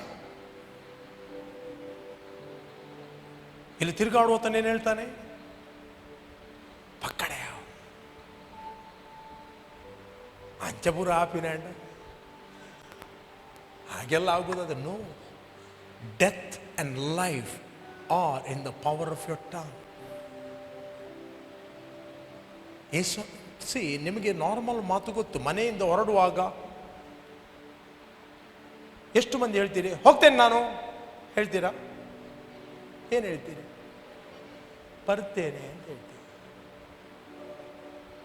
ಎಲ್ಲರಿಗೂ ಗೊತ್ತುಂಟ್ರೈ ನಿಮ್ಮ ನಾಲಿಗೆಯಲ್ಲಿ ಪವರ್ ಇದ್ದಂತ. ಸಿ ಯು ಅಂದರೆ ನಾನು ನೋಡ್ತೇನೆ, ಬರ್ತೇನೆ, ಬರ್ಪೆ ತುಳಿನಿ ಯಾತ. ನಾನು ಚಿಕ್ಕ ಇರುವಾಗ ಒಂದು ಅಂಕಲ್ ಅಲ್ಲಿ ದಾರಿಯಲ್ಲಿ ಸಿಕ್ಕಿದ್ರು, ಕೋಲು ಹಿಡ್ಕೊಂಡು ಹೋಗ್ತಾ ಇದ್ದಾರೆ. ನಾನು ಹೇಳಿದೆ, ಆ ಹಿರಿಯರೆಲ್ಲ ಮಾತುಗಳೆಲ್ಲ ನಮ್ಮನ್ನು ನಿಲ್ಲಿಸಿ ಸರಿ ಮಾಡುವುದು. ಆ ಒಂದೊಂದು ಮಾತು ಯಾವಾಗ ನನಗೆ ಸಿಕ್ಕಿದೆ ನನ್ನ ಜೀವಿತವನ್ನು ಸರಿ ಮಾಡಿದೆ. ಅವ್ರಿಗೆ ಹೇಳಿದೆ, ಅಂಕಲ್ ಅಂಕಲ್ ಕೊಯ್ವತ್ತಾಯ ಅಂಕಲ್, ಎಲ್ಲಿ ಹೋಗ್ತಿ ಅಂತ ಕೇಳಬಾರದು, ಎಲ್ಲಿ ಹೊರಡಿತಿ ಅಂತ ಕೇಳಬೇಕು. ಆಯ್ತು ಅಂಕಲ್. ಕೊಂಕಣಿಯಲ್ಲಿ ನಾನು ಕೇಳಿದೆ, ಅಂಕಲ್ ಕೊಯ್ವತ್ತಾಯ ಅಂಕಲ್, ಕೊಯ್ವತ್ತಾಯ ಮಣಿ ಸಾರ್ತೀನಿ ಕಿತ್ತುನ್ ಬೈಸೋರ್ಲ ಮಣಿ ಸಾರಿತೆ. ನಾನು ಪೋಸ್ಟ್ ಆಫೀಸಿಗೆ ಹೋಗಿ ಅಲ್ಲಿ ಕೂತೆ, ನನ್ನ ತಲೆಯಲ್ಲಿ ಅಂತ ಕಾಗೆ ಕೂತ್ಕೊಂಡಿದೆಯಾ? ಆವತ್ತಿನಿಂದ ನಾನು ಯಾರಿಗೂ ಹೇಳುವುದೇ ಇಲ್ಲ.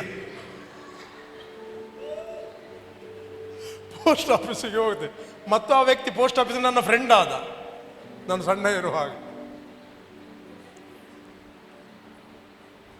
ರೈಟ್, ಫಸ್ಟ್ ಅವರ ಮತ್ತು ನನ್ನ ಭೇಟಿ ಹೊಸ ಪೋಸ್ಟ್ ಅಲ್ಲಿ ಆಫೀಸಲ್ಲಿ ಕೂತ್ಕೊಂಡಿದ್ದಾರೆ. ಬಂದಾರೆ, ನನಗೆ ಅರ್ಜೆಂಟ್ ಹೋಗ್ಲಿಕ್ಕೆ ಇತ್ತು ಅಂತ ಹೇಳಿದೆ. 4ನೇ ಕ್ಲಾಸ್ನ ಹುಡುಗ. ಒಂದೇ ಮಾತು ಹೇಳಿದ್ರಿ, ನನ್ನ ತಲೆಯ ಮೇಲೆ ಕಾಗೆ ಕೂತ್ಕೊಂಡಿದೆ.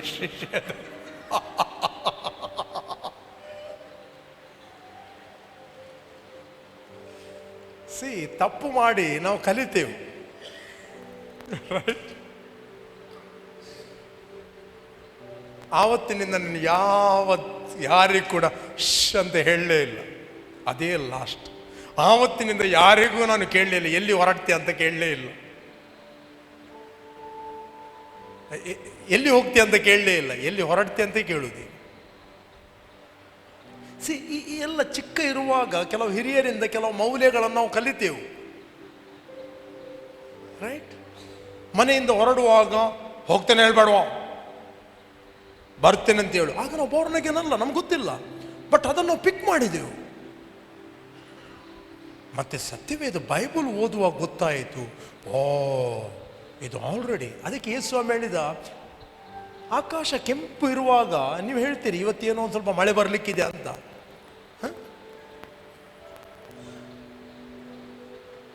ನೀವು ಪ್ರಪೋಸೈಡ್ ಮಾಡ್ತೀರಿ. ಆತ್ಮಿಕ ಸಂಗತಿಗಳು ಯಾಕೆ ನಿಮಗೆ ಅರ್ಥ ಆಗೋದಿಲ್ಲ? ಯೇಸು ಸ್ವಾಮಿ ಹೇಳಿದ, ರೈಟ್? ಓದಿದ್ದೀರ? ಎಲ್ಲಿದೆ? ಎಲ್ಲಿದೆ? ಹಾಂ, ಸಿಸ್ಟರ್ ವಿಲ್ಮ ಓದಿ, ಮೈಕ್ ಕೊಡಿ ಅವರಿಗೆ. ಮತ್ತಾಯ 16ರಲ್ಲಿ ಓದಿ, 16:1. ಪರಿಸಾಯರು ಸದ್ದುಕಾಯರು ಬಂದು ಆತನನ್ನು ಪರೀಕ್ಷಿಸುವುದಕ್ಕಾಗಿ ನೀನು ಆಕಾಶದಲ್ಲಿ ಒಂದು ಸೂಚಕ ಕಾರ್ಯವನ್ನು ತೋರಿಸಿಕೊಡಬೇಕೆಂದು ಕೇಳಿದರು. ಆತನು ಅವರಿಗೆ, ಸಂಜೆ ವೇಳೆಯಲ್ಲಿ ನೀವು ಆಕಾಶವು ಕೆಂಪಾಗಿದೆ, ನಿರ್ಮಲ ದಿನ ಬರುವುದು ಅನ್ನುತ್ತೀರಿ. ನೀವೇ ಪ್ರೊಪೋಸೈಡ್ ಮಾಡ್ತೀರಿ. ಸಂಜೆ ವೇಳೆಯಲ್ಲಿ ನೀವು ಆಕಾಶವು ಕೆಂಪಾಗಿದೆ, ಆಕಾಶ ಕೆಂಪಾಗಿದೆ, ನಿರ್ಮಲ ದಿನ ಬರುವುದಂತ ಹೇಳ್ತೀರಿ. ಬೆಳಿಗ್ಗೆ ಆಕಾಶವು ಮೋಡ ಮುಚ್ಚಿಕೊಂಡು ಕೆಂಪಾಗಿದೆ, ಈ ಹೊತ್ತು ಗಾಳಿ ಮಳೆ ಅನ್ನುತ್ತೀರಿ. ನಾನು ಹೇಳಿದಲ್ಲ, ಯೇಸು ಸ್ವಾಮಿ ಪಾಸ್ಟೇ ನೆಗೆಟಿವ್ ಆತ ಎರಡು ಅಂತ ಹೇಳ್ಬೇಡಿ. ಯೇಸು ಸ್ವಾಮಿ ನ್ಯಾಚುರಲ್ ಮಾತಾಡಿದ, ರೈಟ್? ಬೆಳಿಗ್ಗೆ ಆಕಾಶವು ಮೋಡ ಮುಚ್ಚಿ ಕೆಂಪಾಗಿದೆ, ಈ ಹೊತ್ತು ಗಾಳಿ ಮಳೆ ಅನ್ನುತ್ತೀರಿ ಅಲ್ಲವೇ? ಆಕಾಶದ ಸ್ಥಿತಿಯನ್ನು ನೋಡಿ ಇದು ಹೀಗೆ ಅದು ಹಾಗೆ ಅನ್ನುವುದಕ್ಕೆ ಬಲ್ಲಿರಿ, ಆದರೆ ಈ ಕಾಲದ ಸೂಚನೆಗಳನ್ನು ತಿಳ್ಕೊಳ್ಳಲಾರ್ರಿ. ಅಂದರೆ ಯೇಸು ಕ್ರಿಸ್ತನು ಶೀಘ್ರವಾಗಿ ಬರಲಿಕ್ಕಿದ್ದಾನೆ. ಅವನು ಕೂಡ ಬರುವಾಗ ಸೂಚನೆ ಕೊಟ್ಟಿದ್ದಾನೆ. ಮೋಡ ಬರುವಾಗ ನಿಮಗೆ ಗೊತ್ತಾಗ್ತದೆ, ಸ್ವಲ್ಪ ಹೊತ್ತಿನಲ್ಲಿ ಮಳೆ ಬರ್ತದೆ. ಹೊರಗೆ ತೆಂಗಿನಕಾಯಿ ಒಣಗಲಿಕ್ಕೆ ಹಾಕಿದರೆ, ಬಟ್ಟೆ ಒಣಗಲಿಕ್ಕೆ ಹಾಕಿದರೆ ಇಮ್ಮಿಡಿಯೇಟ್ಲಿ ಒಳಗೆ ಹಾಕ್ತೀರಿ. ಯಾಕೆ? ನೀವು ಪ್ರಿಡಿಕ್ಟ್ ಮಾಡ್ತೀರಿ, ಪ್ರೊಪೋಸೈಡ್ ಮಾಡ್ತೀರಿ, ಸೂಚನೆ, ಈಗ ಸ್ವಲ್ಪ ಹೊತ್ತಿನ ಮಳೆ ಬರ್ತದೆ. ಅದೇ ರೀತಿ ಯೇಸು ಕ್ರಿಸ್ತನು ಯಾವಾಗ ಬರ್ತಾನಂತ ಹೇಳಲಿಲ್ಲ, ಬಟ್ ಆತನು ಸೂಚನೆಯನ್ನು ಕೊಟ್ಟಿದ್ದಾನೆ. ಸೂಚನೆಗಳು ಇವತ್ತು ನಮ್ಮ ಕಣ್ಣ ಮುಂದೆ ಕಾಣ್ತಾ ಇವೆ. ಏನು ಆತನು ಮಾತಾಡಿದ್ದಾನೆ, ಆತನ ಬರೋಣಕ್ಕೆ ಸಭೆ ಪ್ರಿಪೇರ್ ಆಗ್ತಾ ಇದೆ. Is coming. ಸತ್ಯವೇದದಲ್ಲಿ ಸೂಚನೆಗಳು ಅನೇಕ ಇದೆ. This is teaching section. ಕೊನೆಯ ಕಾಲದಲ್ಲಿ ಜ್ಞಾನವು ಹೆಚ್ಚುವುದು. ಒಂದು ಕಾಲದಲ್ಲಿ ಜ್ಞಾನ ಡಬಲ್ ಆಗಬೇಕಾದ್ರೆ 100 ವರ್ಷಗಳ ಹಿಂದೆ 400 ವರ್ಷ ಆಗಬೇಕಿತ್ತಂತೆ. ಜ್ಞಾನ ಡಬಲ್ ಆಗಬೇಕಾದ್ರೆ ಈಗ 2000 ನಂತರ ಎವ್ರಿ 12 hours ನಾಲೆಜ್ ಡಬಲ್ ಆಗ್ತಾ ಉಂಟು. Every 12 hours. ಇದು ಬೈಬಲಲ್ಲಿ ಇದೆ, ಸತ್ಯವೇದದಲ್ಲಿದೆ. ಆದ್ದರಿಂದ ದೇವರ ವಾಕ್ಯವನ್ನು ಸೀರಿಯಸ್ ಆಗಿ ತೆಗೆದುಕೊಳ್ಳ್ರಿ. ದೇವರ ವಾಕ್ಯ, ದೇವರು ನಮ್ಮಲ್ಲಿ ಮಾತಾಡುವಂಥ. ಹಲೋ ಮಕ್ಕಳೇ, ಇಲ್ಲಿ ಕೇಳಿ, ಹಿರಿಯರೇ ಕೇಳಿ. ಕಾಣದ ಲೋಕದಲ್ಲಿರುವ ದೇವರು ನಿಮ್ಮ ಹತ್ರ ಮಾತಾಡುತ್ತಾನೆ. ಇದನ್ನು ಯಾವಾಗಲೂ ಮೆಡಿಟೇಟ್ ಮಾಡಿರಿ, ಅರಿಕೆ ಮಾಡೋದಂತ ಹೇಳಿದರೆ, ದೇವರು ಏನು ಹೇಳಿದ್ದಾನೆ ಅದನ್ನು ಒಪ್ಪಿಕೊಂಡು ನಾವು ರಿಪೀಟ್ ಮಾಡೋದು. ನೆಗೆಟಿವ್ ಮಾತಾಡೋದಂದರೆ ಸೈತಾನನು ಕಾಣದ ಲೋಕದಲ್ಲಿ ಮಾತಾಡುತ್ತಾನೆ. ನಿಮಗೆ ಇಲ್ಲಿ ಥಾಟ್ಗಳು ಬರುವುದು. ಏನು ಬರುವುದು? ಥಾಟ್, ಆಲೋಚನೆ. ಅದನ್ನು ರಿಪೀಟ್ ಮಾಡುವುದು. ರೈಟ್? ನೀನು ಸರಿ ಇಲ್ಲ, ನಾನು ಸರಿ, ನೀನು ಯಾವುದಕ್ಕೂ ಪ್ರಯೋಜನ ಇಲ್ಲ, ನಾನು ಯಾವುದಕ್ಕೂ ಪ್ರಯೋಜನ ಇಲ್ಲ. ಕೆಲವರು ಹೇಳುವುದುಂಟು, ನೀನು ಮೂರ್ಖ, ನಾನು ಮೂರ್ಖ.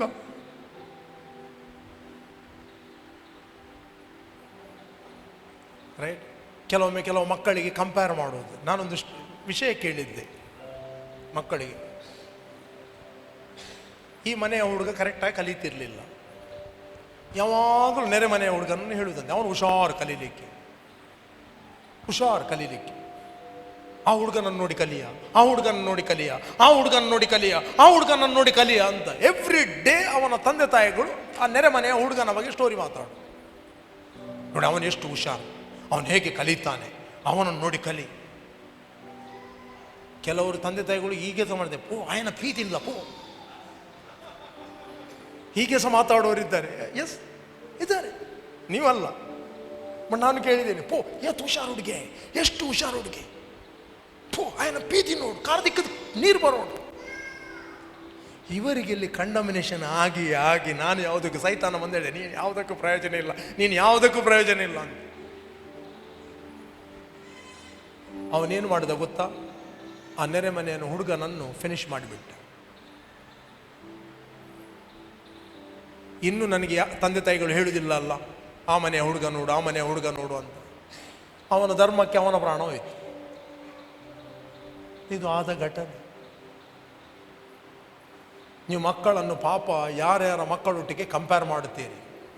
ಪಾಪ ಆ ಮಕ್ಕಳು ಬಲಿಪಶಿ ಆಗುವುದು, ಮತ್ತೆ ಇವರ ಒಳಗೆ ಆ ಕೋಪ ಕುದಿಯುವುದು, ಸೈತಾನನು ಅವರಿಗೆ ನೆಗೆಟಿವ್ ಮಾತುಗಳನ್ನು ಹಾಕುವುದು, ದ್ವೇಷ ಹಾಕುವುದು, ಕಹಿ ಭಾವನೆ ಹಾಕುವುದು. ನಿಮ್ಮ ಮಕ್ಕಳು ಯುನೀಕ್, ನಿಮ್ಮ ಮಕ್ಕಳು ಯುನೀಕ್ ಆಗಿದ್ದಾರೆ. ಇನ್ನೊಬ್ಬರ ಮಕ್ಕಳು ಹುಷಾರಿದ್ದರೆ ಅವರೊಟ್ಟಿಗೆ ಇವರನ್ನು ಕಂಪೇರ್ ಮಾಡಬೇಡ್ರಿ, ಅವರ ಮೇಲೆ ದ್ವೇಷ ಹುಟ್ಟುವಾಗ ಮಾಡಬೇಡಿ. ನಿಮ್ಮ ಮಕ್ಕಳಲ್ಲಿ ಕೆಲವು ಒಳ್ಳೆಯ ಗುಣಗಳಿರ್ಬೋದು,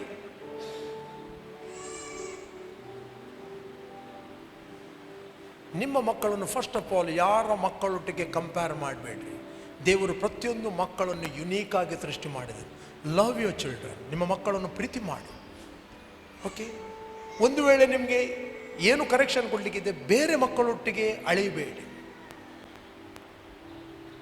ಇವತ್ತು ಯಾಕೆ ಮನೆಯಲ್ಲಿ ಸಮಾಧಾನ ಇರುವುದಿಲ್ಲ? ಕಂಪ್ಯಾರಿಸನ್. ತಂದೆ ತಾಯಿಗಳಿಗೆ ಕೂಡ ಇದಾಗುವುದು. ಹೌದು, ಇನ್ನೊಬ್ಬರ ಮಕ್ಕಳು ರ್ಯಾಂಕ್ ಬಂದ ಅಂತ ಹೇಳಿದ್ರೆ ಇವರ ಮಕ್ಕಳು ನೋಡಿ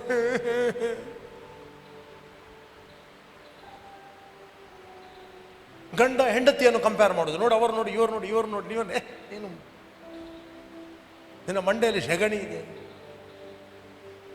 ಹೆಂಡತಿ ಗಂಡನ್ನು ಕಂಪೇರ್ ಮಾಡೋದು. ನೋಡು ನೋಡು, ಅವನು ನೋಡು, ಅವನು ನೋಡು, ಅವನು ನೋಡು, ಕಂಪೇರ್ ಬಳೆ, ಓ ಬಳೆ, ಬೆಲಿಸ್ಬಳೆ.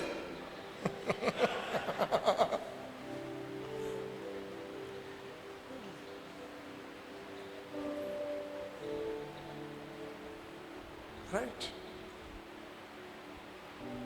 ಇಬ್ಬರು ಮಕ್ಕಳೆಲ್ಲ ಸೇರಿ ತಂದೆ ತಾಯಿಗಳನ್ನು ಕಂಪೇರ್ ಮಾಡೋದು. ಪಕ್ಕದ ಕಮಲಕ್ಕ ನೋಡು, ಪಕ್ಕದ ಗುಲಾಬೆಕ್ಕ ನೋಡು. ಅವರು ತಂದೆ ತಾಯಿಗಳು ಎಷ್ಟು ಒಳ್ಳೆಯ ಅಡುಗೆ ಮಾಡಿ ಹಾಕಿದ್ರು, ನೆರೆಮನೆಯದು ಹುಡಿಬಿದ್ದ ಗ್ರೇವಿ ಇದೆ ನೋಡಿ, ಟೇಸ್ಟ್ ಆಗುವುದು ಅವರಿಗೆ.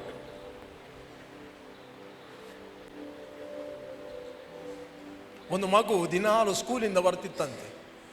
ಮಮ್ಮಿ ಎಷ್ಟೇ ಒಳ್ಳೆ ಅಡುಗೆ ಮಾಡಿಡ್ಲಿ, ಆ ಮಗುವಿಗೆ ಇಷ್ಟ ಯಾವುದಂದ್ರೆ ನೆರೆಮನೆಯವರು. ದಿನಾಲು ನೆರೆಮನೆಯವರಿಂದ ಗ್ರೇವಿ ತರಲಿಕ್ಕೆ ಆಗ್ತದ? ಅದಕ್ಕೆ ಏನು ಮಾಡೋದು, ಪಾಪ ಮಗುವನ್ನು ಪ್ರೀತಿ ಮಾಡಿ ಇವರು ಬೇಗ ಗ್ರೇವಿ ಮಾಡಿ ನೆರೆಮನೆಯಲ್ಲಿ ಇಡುವುದು. ಆ ನೆರೆಮನೆಯಿಂದ ತಂದು ಈ ಮಗುವಿಗೆ ಕೊಡುವುದು. ಮಗು ಖುಷಿ. ಯಾವತ್ತು ನಿಮ್ಮ ತಂದೆ ತಾಯಿಗಳನ್ನು ಸಸಾರ ಮಾಡಬೇಡ್ರಿ. ನಿಮ್ಮ ತಂದೆ ತಾಯಿಗಳು ಬೆಸ್ಟ್ ಆಗಿದ್ದಾರೆ. Hallelujah, best. ಕೆಲವರಿಗೆ ಏನಾಗ್ತದೆ, ದಿನಾಲು ತಿಂದು ತಿಂದು ಪೇಸಿ ಹೋಗ್ತದೆ. ನನ್ನ ಹೆಂಡತಿ ಹೇಳ್ತಾ ಇದ್ದಳು, ಅವಳ ತಾಯಿ ಬೆಸ್ಟ್ ಅಡುಗೆ ಮಾಡ್ತಾ ಇದ್ದರು, ಬೆಸ್ಟ್ ಫುಡ್ ಮಾಡ್ತಾ ಇದ್ದರು. ಕಾಲೇಜ್ BCA ಕಲಿಯುವಾಗ ಕಲ್ಯಾಣಪುರದಲ್ಲಿ ಅಲ್ಲಿ ಹಾಸ್ಟೆಲಲ್ಲಿ ಹಾಕಿದ್ರು. ಯಾಕಂದರೆ ಹೋಗಿ ಬರಲಿಕ್ಕೆ ಲೇಟ್ ಆಗ್ತಂತ. ಹಾಸ್ಟೆಲಲ್ಲಿ ಗೊತ್ತಾಯಿತು, ಓ ಮಮ್ಮಿಯ ಊಟ ಏನು, ಮಮ್ಮಿಯ ತಿಂಡಿ ಏನು, ಮಮ್ಮಿಯ ಗ್ರೇವಿ ಏನು. ಆಗ ಗೊತ್ತಾಯಿತು ಮಮ್ಮಿಯ ವ್ಯಾಲ್ಯೂ. ಕೆಲವೊಮ್ಮೆ ತಂದೆ ತಾಯಿಗಳು ಒಟ್ಟಿಗೆ ಇರುವಾಗ ಮಕ್ಕಳಿಗೆ ತಂದೆ ತಾಯಿಗಳ ವ್ಯಾಲ್ಯೂ ಗೊತ್ತಿರೋದಿಲ್ಲ, ಬೆಲೆ ಗೊತ್ತಿರೋದಿಲ್ಲ.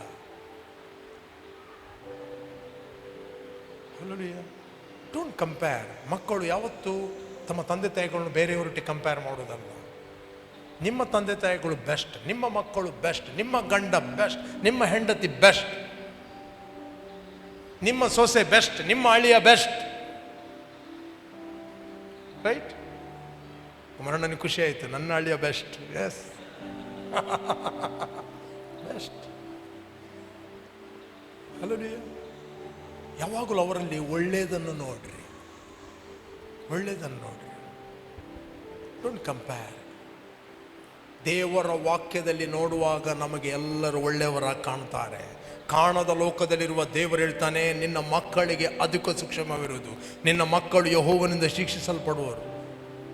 ಮೊನ್ನೆ ಒಂದು ಸಹೋದರಿ ನನಗೆ ಆಡಿಯೋ ಟೆಸ್ಟಿಮನಿ ಕಳಿಸಿದ್ದಾಳೆ. ಆಕೆ ನೆಕ್ಸ್ಟ್ ಡೇ ನನ್ನ ಮೆಸೇಜನ್ನು ಕೇಳ್ತಾಳೆ. ಮಗುವಿಗೆ ಫುಲ್ಲು ರೀತಿಯ ಅಸ್ತಮ, ಏನು ತಿಂದರೂ ಒಂದು ರೀತಿಯ, ಡಾಕ್ಟರ್ಗಳಿಗೆ ಬಳಿಗೆ ಹೋದರು, ಅದು ಲಂಗ್ಸ್ ಇನ್ಫೆಕ್ಷನ್ ಹೇಳಿದರು, ಏನೇನು, ನೋ ಸೊಲ್ಯೂಷನ್. ಈಕೆ ನನ್ನ ಮೆಸೇಜನ್ನು ಕೇಳಿ ಆ ಮೆಸೇಜನ್ನು ಫುಲ್ ಪೇಜಲ್ಲಿ ಬರೆದಳು. ನನ್ನ ಮಕ್ಕಳಿಗೆ ಅಧಿಕ ಸುಕ್ಷೇಮವಿರುವುದು, ನನ್ನ ಮಕ್ಕಳು ಯೆಹೋವನಿಂದ ಶಿಕ್ಷಿಸಲ್ಪಡುವರು, ನನ್ನ ಮಗು ಆರೋಗ್ಯವಾಗಿರುತ್ತೆ ಬರೆದಳು. ಬರೆದು ಎಷ್ಟು ಸರ್ತಿ ಹೇಳಲಿಕ್ಕೆ ಆಗ್ತದೆ ಹೇಳಿದಳು. ಎಲ್ಲ ರಿಪೋರ್ಟ್ ನಾರ್ಮಲ್, ಎಲ್ಲ ರಿಪೋರ್ಟ್ ನಾರ್ಮಲ್. ಕಾಣದ ಲೋಕದಲ್ಲಿರುವ ದೇವರು ನಿಮ್ಮ ಮಕ್ಕಳ ಬಗ್ಗೆ ಏನು ಮಾತಾಡ್ತಾನೆ, ಗಂಡನ ಬಗ್ಗೆ ಏನು ಮಾತಾಡ್ತಾನೆ, ಹೆಂಡತಿಯ ಬಗ್ಗೆ ಏನು ಮಾತಾಡ್ತಾನೆ, ತಂದೆಯ ಬಗ್ಗೆ ಏನು ಮಾತಾಡ್ತಾನೆ. ದೇವರೊಟ್ಟಿಗೆ ಎಗ್ರಿ ಆಗಿರಿ, ದೇವರಿಗೆ ಅನುಮತಿ ಕೊಡ್ರಿ. ನಿಮ್ಮ ಮನೆಯಲ್ಲಿ ಸೈತಾನಿಗೆ ಅನುಮತಿ ಕೊಡಬೇಡ್ರಿ. ಆತನು ತಿರುಗುತ್ತಾನೆ, ತಿರುಗಲಿ, ಬಟ್ ನಾವು ಅವನಿಗೆ ಬಾಗಿಲು ತೆರೆಯುವುದಿಲ್ಲ, ಅನುಮತಿ ಕೊಡುವುದಿಲ್ಲ ನನ್ನ ಮಕ್ಕಳ ಜೀವಿತದಲ್ಲಿ, ಕುಟುಂಬದಲ್ಲಿ. ಅದಕ್ಕೆ ಸೈತಾನ ಹೇಳ್ತಾನೆ, ನೀನು ಅವನಿಗೂ ಅವನ ಮನೆಗೂ ಅವನ ಮಕ್ಕಳಿಗೂ ಅವನ ಸ್ವಾಸ್ಥ್ಯಕ್ಕೂ ಬೇಲಿ ಹಾಕಿದ್ದಿ. ದೇವರಿಗೆ ಹೇಳ್ತಾನೆ, ಮತ್ತು ಯಾವ ಕೆಲಸಕ್ಕೆ ಕೈ ಹಾಕಿದರೂ ಸಫಲಪಡಿಸ್ತಿ.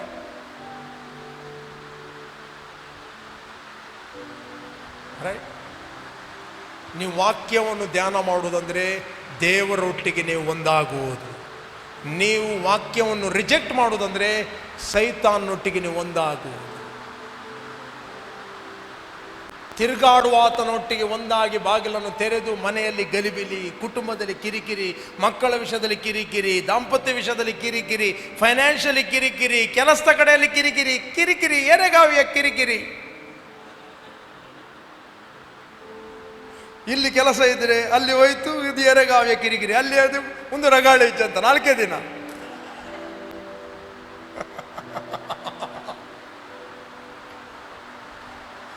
ಎಲ್ಲಿ ಹೋದ್ರವರು ಇರ್ತಾರೆ, ಒಂದು ರಗಾಳೆ ಇಜ್ಜಿ 4 ದಿನ. ಬೈಬಲ್ ಹೇಳ್ತದೆ, ನೀವು ಎಲ್ಲಿ ಹೋದರೂ ಸಫಲರಾಗ್ತೀರಿ. ದಾವೀದನು ಹೇಳ್ತಾನೆ, ರೈಟ್? ದುಷ್ಟರ ಆಲೋಚನೆ ನಡೆಯದೆ, ಪಾಪದ ಮಾರ್ಗ ನಿಂತುಕೊಳ್ಳದೆ, ಧರ್ಮನಿಂದ ಕಡೆನೆ ಕೂತುಕೊಳ್ಳದೆ, ಈ 3 ವ್ಯಕ್ತಿಯ ಮೂಲಕ ತಿರುಗಾಡುವ ಆತನು ಬರ್ತಾನೆ. ನಮಗೆ ನ್ಯಾಚುರಲ್ 3 ವ್ಯಕ್ತಿಗಳು ಕಾಣ್ತವೆ. ಸ್ಪಿರಿಚುವಲ್ ವರ್ಲ್ಡ್ ಅಲ್ಲಿ ಈ 3 ವ್ಯಕ್ತಿಗಳನ್ನು ಯೂಸ್ ಮಾಡ್ತಾನೆ. ಅವರು ನಿರಾಕರಿಸಿ ದೇವರ ವಾಕ್ಯದಲ್ಲಿ, ಕಾಣದ ಲೋಕದಲ್ಲಿ ಇರುವ ದೇವರು ಹೇಳ್ತಾ ಇದ್ದಾನೆ, ಅವನು ಯಥಾರ್ಥ ಚಿತ್ತನು, ಅವನು ನಿರ್ದೋಷಿಯು, ಅವನು ದೇವರಲ್ಲಿ ಭಯಭಕ್ತಿ ಉಳ್ಳವನು, ಅವನು ಕೆಟ್ಟದನ್ನು ನಿರಾಕರಿಸುವವನಾಗಿದ್ದಾನೆ. ದಾವೀದನು ಹೇಳ್ತಾನೆ, ಅವನು ನೀರಿನ ಕಾಲುವೆಗಳ ಬಳಿಯಲ್ಲಿ ಬೆಳೆದ ಮರ, ತಕ್ಕ ಕಾಲದಲ್ಲಿ ಫಲ ಕೊಡುತ್ತಾನೆ, ಅದರಂತೆ ಅವನು ಕೈ ಹಾಕಿದ ಕೆಲಸವು ಸಫಲವಾಗ್ತದೆ. ಸೈತಾನ ಹೇಳ್ತಾನೆ ದೇವರಿಗೆ, ಅವನು ಕೈ ಹಾಕಿದ ಕೆಲಸವನ್ನು ನೀನು ಸಫಲಪಡಿಸ್ತಿ. ಈಗ ನಮಗೆ ಆತ್ಮಿಕ ಲೋಕದಲ್ಲಿ ಏನು ನಡೀತದೆ ಅದನ್ನು ನಮಗೆ ನೋಡಬೇಕಾಗಿಲ್ಲ, ವಾಕ್ಯದಲ್ಲಿ ನೋಡಿ, ವಾಕ್ಯವನ್ನು ಮೆಡಿಟೇಟ್ ಮಾಡ್ರಿ. ನಿಮ್ಮ ಸುತ್ತಲೂ ಬೇಲಿರ್ತದೆ, ನೀವು ಕೈ ಹಾಕಿದ ಕೆಲಸವು ಸಫಲ ಆಗ್ತದೆ. ಯಾರವರೊಟ್ಟಿಗೆ ಸೇರಿ ಹೇಳಬೇಡ್ರಿ, ಇದೆ ಮಾರ್ಕೆಟ್ ಸ್ಲೋ, ಇದೆ ಡೀಸೆಲ್ ಜಾಸ್ತಿ ಹಾಕೊಂಡು, ಡೀಸೆಲ್ ಜಾಸ್ತಿ ಔಟ್, ಪೆಟ್ರೋಲ್ ಜಾಸ್ತಿ out. My God has met all my need according to his riches and glory. ನಿನಗೆ ಆತನು ಬರಗಾಲದಲ್ಲಿ ಕೊರತೆ ಬರಲಿಕ್ಕೆ ಬಿಡುವುದಿಲ್ಲ.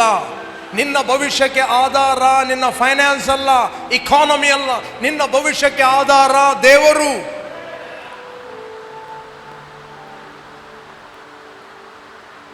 ಯು ಪ್ರೇ, ಅದರ ಬದಲು ಪ್ರಾರ್ಥನೆ ಮಾಡು. ಇಕಾನಮಿ ಸರಿಯಾಗಲಿಕ್ಕೆ ಡಿಕ್ಲೇರ್ ಮಾಡು. ನಿನ್ನನ್ನು ದೇವರಿಟ್ಟಿದ್ದಾನೆ, ಅವರೊಟ್ಟಿಗೆ ಮಾತಾಡಲಿಕ್ಕೆ ಅಲ್ಲ. ನೀನೇನು ಮಾತಾಡ್ತಿ ದೇವರದನ್ನು ನೆರವೇರಿಸ್ತಾನೆ. ಜ್ಞಾನಿಗಳ ಜ್ಞಾನವನ್ನು, ಶಕುನದವರ ಶಕುನವನ್ನು ತಳ್ಳಿಬಿಟ್ಟು ನನ್ನ ಸೇವಕನ ಮಾತನ್ನು ನೆರವೇರಿಸ್ತೇನೆ. ದೇಶದಲ್ಲಿ ನೆರವೇರಿಸ್ತೇನೆ, ಊರಲ್ಲಿ ನೆರವೇರಿಸ್ತೇನೆ, ಸಭೆಯಲ್ಲಿ ನೆರವೇರಿಸ್ತೇನೆ. ಬೈಬಲ್ ಹೇಳ್ತಿದೆ, ನೀನು ತುಚ್ಛವಾದ ನಿರಾಕರಿಸಿ ಅಮೂಲ್ಯವಾದನ್ನು ಮಾತಾಡಿದರೆ ನಿನ್ನ ಬಾಯಂತಿರ್ತಿ. You are my mouth piece. ಆದ್ದರಿಂದ ದೇವರ ವಾಕ್ಯವನ್ನು ಕಲಿಯಿರಿ. ಒಮ್ಮೆ ನಿಮಗೆ ವಾಕ್ಯ ಅರ್ಥ ಆಗುವುದಿಲ್ಲ ಅಂತ ರೆಕಾರ್ಡ್ ಮೆಸೇಜ್ ಇದೆ, ಪುನಃ ಅದನ್ನು ಕೇಳಿರಿ. ಕೇಳಿ, ಗಮನವಿಟ್ಟು ಕೇಳಿ. ಬೆಳಿಗ್ಗೆ ಕೂತ್ಕೊಂಡು ಕಾನ್ಫರೆನ್ಸ್ ಕಾಲ್ ಆದ ನಂತರ 5:30 ಕೂತ್ಕೊಂಡು ಕೇಳಿ, ರಿಪೀಟ್ ಕೇಳಿ. ರಿಪೀಟ್ ಕೇಳಿದಾಗ ನಿಮ್ಮ ಸ್ಪಿರಿಟ್ ಮ್ಯಾನ್ ಓಪನ್ ಆಗ್ತಾನೆ. ನಿಮಗೆ ಸ್ಪಿರಿಚುವಲ್ ಸಂಗತಿಗಳು ರಿಯಲ್ ಆಗಿ ಕಾಣ್ತವೆ. ಹಲ್ಲೆಲೂಯಾ. ನಾನು ಹೇಳ್ತೇನೆ, ಬೆಳಕು ಬಂತಂತ ಹೇಳಿದರೆ ಕತ್ತಲೆ ತನ್ನಷ್ಟಕ್ಕೆ ಡಿಸಪಿಯರ್ ಆಗ್ತದೆ, ರೋಗಗಳು ಡಿಸಪಿಯರ್ ಆಗ್ತವೆ, ಸಮಸ್ಯೆಗಳು ಡಿಸಪಿಯರ್ ಆಗ್ತವೆ. ನಿನ್ನ ಸುತ್ತಲೂ ವಾಕ್ಯ ಕೇಳುವುದಂದ್ರೆ ನೀನು ಬೇಲಿ ಹಾಕುವಂಥದ್ದು. ನಿನ್ನ ಕುಟುಂಬದ ಸುತ್ತಲೂ, ಮನೆಯ ಸುತ್ತಲೂ, ದಾಂಪತ್ಯದ ಸುತ್ತಲೂ, ನಿನ್ನ ಸ್ವಾಸ್ಥ್ಯದ ಸುತ್ತಲೂ, ನಿನ್ನ ಮನೆಯ ಸುತ್ತಲೂ ನೀನು ಬೇಲಿ ಹಾಕುತ್ತೆ. ಆತನ ಸತ್ಯತೆ ನನಗೆ ಕೇಡಿಯೂ ಗುರಾಣಿಯೂ ಆಗಿದೆ. ಸತ್ಯ ಅಂದರೆ ಏನು? ವಾಕ್ಯ. ವಾಕ್ಯ ಅಂದರೆ ಏನು? ಕಾಣದ ಲೋಕದಲ್ಲಿರುವ ದೇವರ ಬಾಯಿಂದ ಬರುವ ಒಂದೊಂದು ಮಾತು. ಮನುಷ್ಯನು ಬದುಕುವುದು ರೊಟ್ಟಿನಿಂದ ಮಾತ್ರದಿಂದ ಅಲ್ಲ, ದೇವರ ಬಾಯಿಂದ ಹೊರಡುವ ಪ್ರತಿಯೊಂದು ಮಾತುಗಳಿಂದ ಬದುಕುತ್ತಾನೆ. ಎಷ್ಟು ಮಂದಿ ಅರ್ಥ ಆಗ್ತಾ ಇದೆ? ಮನುಷ್ಯನು ಆರೋಗ್ಯವಾಗಿರುವುದು ಕೇವಲ ಮೆಡಿಸಿನ್ದಿಂದ ಮಾತ್ರದಿಂದ ಅಲ್ಲ, ದೇವರ ಬಾಯಿಂದ ಬರುವ ಪ್ರತಿಯೊಂದು ಮಾತುಗಳಿಂದ ಅವನು ಆರೋಗ್ಯವಾಗಿರುತ್ತಾನೆ. ಮನುಷ್ಯನು ಅಭಿವೃದ್ಧಿ ಆಗುವುದು ಕೇವಲ ಹಾರ್ಡ್ ವರ್ಕ್ ಮಾಡಿದರಿಂದ ಅಲ್ಲ, ದೇವರ ಬಾಯಿಂದ ಹೊರಡುವ ಪ್ರತಿಯೊಂದು ಮಾತುಗಳಿಂದ ಅವನು ಅಭಿವೃದ್ಧಿ ಆಗುತ್ತಾನೆ. ಬರಗಾಲ ಎಷ್ಟೇ ಇರಬಹುದು, ಕೊರತೆಗಳು ಎಷ್ಟೇ ಇರಬಹುದು, ರೇಟ್ ಯಾವುದಕ್ಕೂ ಜಾಸ್ತಿ ಆಗಿರ್ಬೋದು, if you trust in God, ದೇವರ ಮೇಲೆ ಭಯಭಕ್ತಿ ಉಳ್ಳವನಾದರೆ ನಿನಗೆ ಕೊರತೆ ಇರುವುದಿಲ್ಲ. ಸ್ವಲ್ಪ ಈಸಾಕನ ಬಗ್ಗೆ ನೋಡ್ರಿ, ಓದಿ, ನಾನು ಮುಗಿಸ್ತೇನೆ. ಈಸಾಕ 26ನೇ ಅಧ್ಯಾಯ ಆದಿಕಾಂಡ 12ನೇ ವಚನ ಓದಿ. ಈಸಾಕನು ಆ ದೇಶದಲ್ಲಿ ಬೀಜವನ್ನು ಬಿತ್ತಿ ಅದೇ ವರ್ಷದಲ್ಲಿ 100ರಷ್ಟು ಬೆಳೆಯನ್ನು ಹೊಂದಿದನು. ಯೆಹೋವನು ಅವನನ್ನು ಅಭಿವೃದ್ಧಿಪಡಿಸಿದನು. ಯಾರು? Then Isaac sowed in that land and reaped in the same year 100-fold, and the Lord blessed him. Next ಓದಿರಿ 13ನೇ ವಚನ. ಸಿ, ಅವನ ಐಶ್ವರ್ಯವು ದಿನೇ ದಿನೇ ಹೆಚ್ಚಿದ್ದರಿಂದ ಬಹುಧನವಂತನಾದನು. Hello, the man began to prosper. ಹೇಳ್ರಿ, the man began to prosper. ಹೇಳ್ರಿ, began to prosper and continued prospering. ಹೇಳ್ರಿ, next, continued prospering until he became very prosper. come on, ಹೇಳ್ರಿ, very prosper. ಎಲ್ಲರೂ ಹೇಳ್ರಿ ಪುನಃ. the man began to, ಹೇಳ್ರಿ, man began to prosper. next, continued prospering until he become very prosper. ಹೇಳ್ರಿ, very prosper. ಒಳಗಿಂದ ಹೇಳ್ರಿ, very prosper.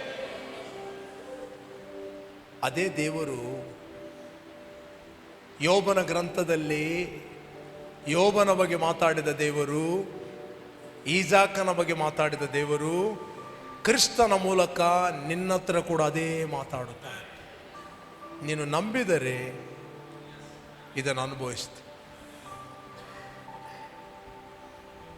ಏಳು ಪ್ರಕಾಶಿಸು, ನಿನಗೆ ಬೆಳಕು ಬಂತು, ತಂದೆಯ ತೇಜಸ್ಸು, ತಂದೆಯ ಮಹಿಮೆ, ಕ್ರಿಸ್ತನ ಮೂಲಕ ಬಂತು, ತಂದೆಯ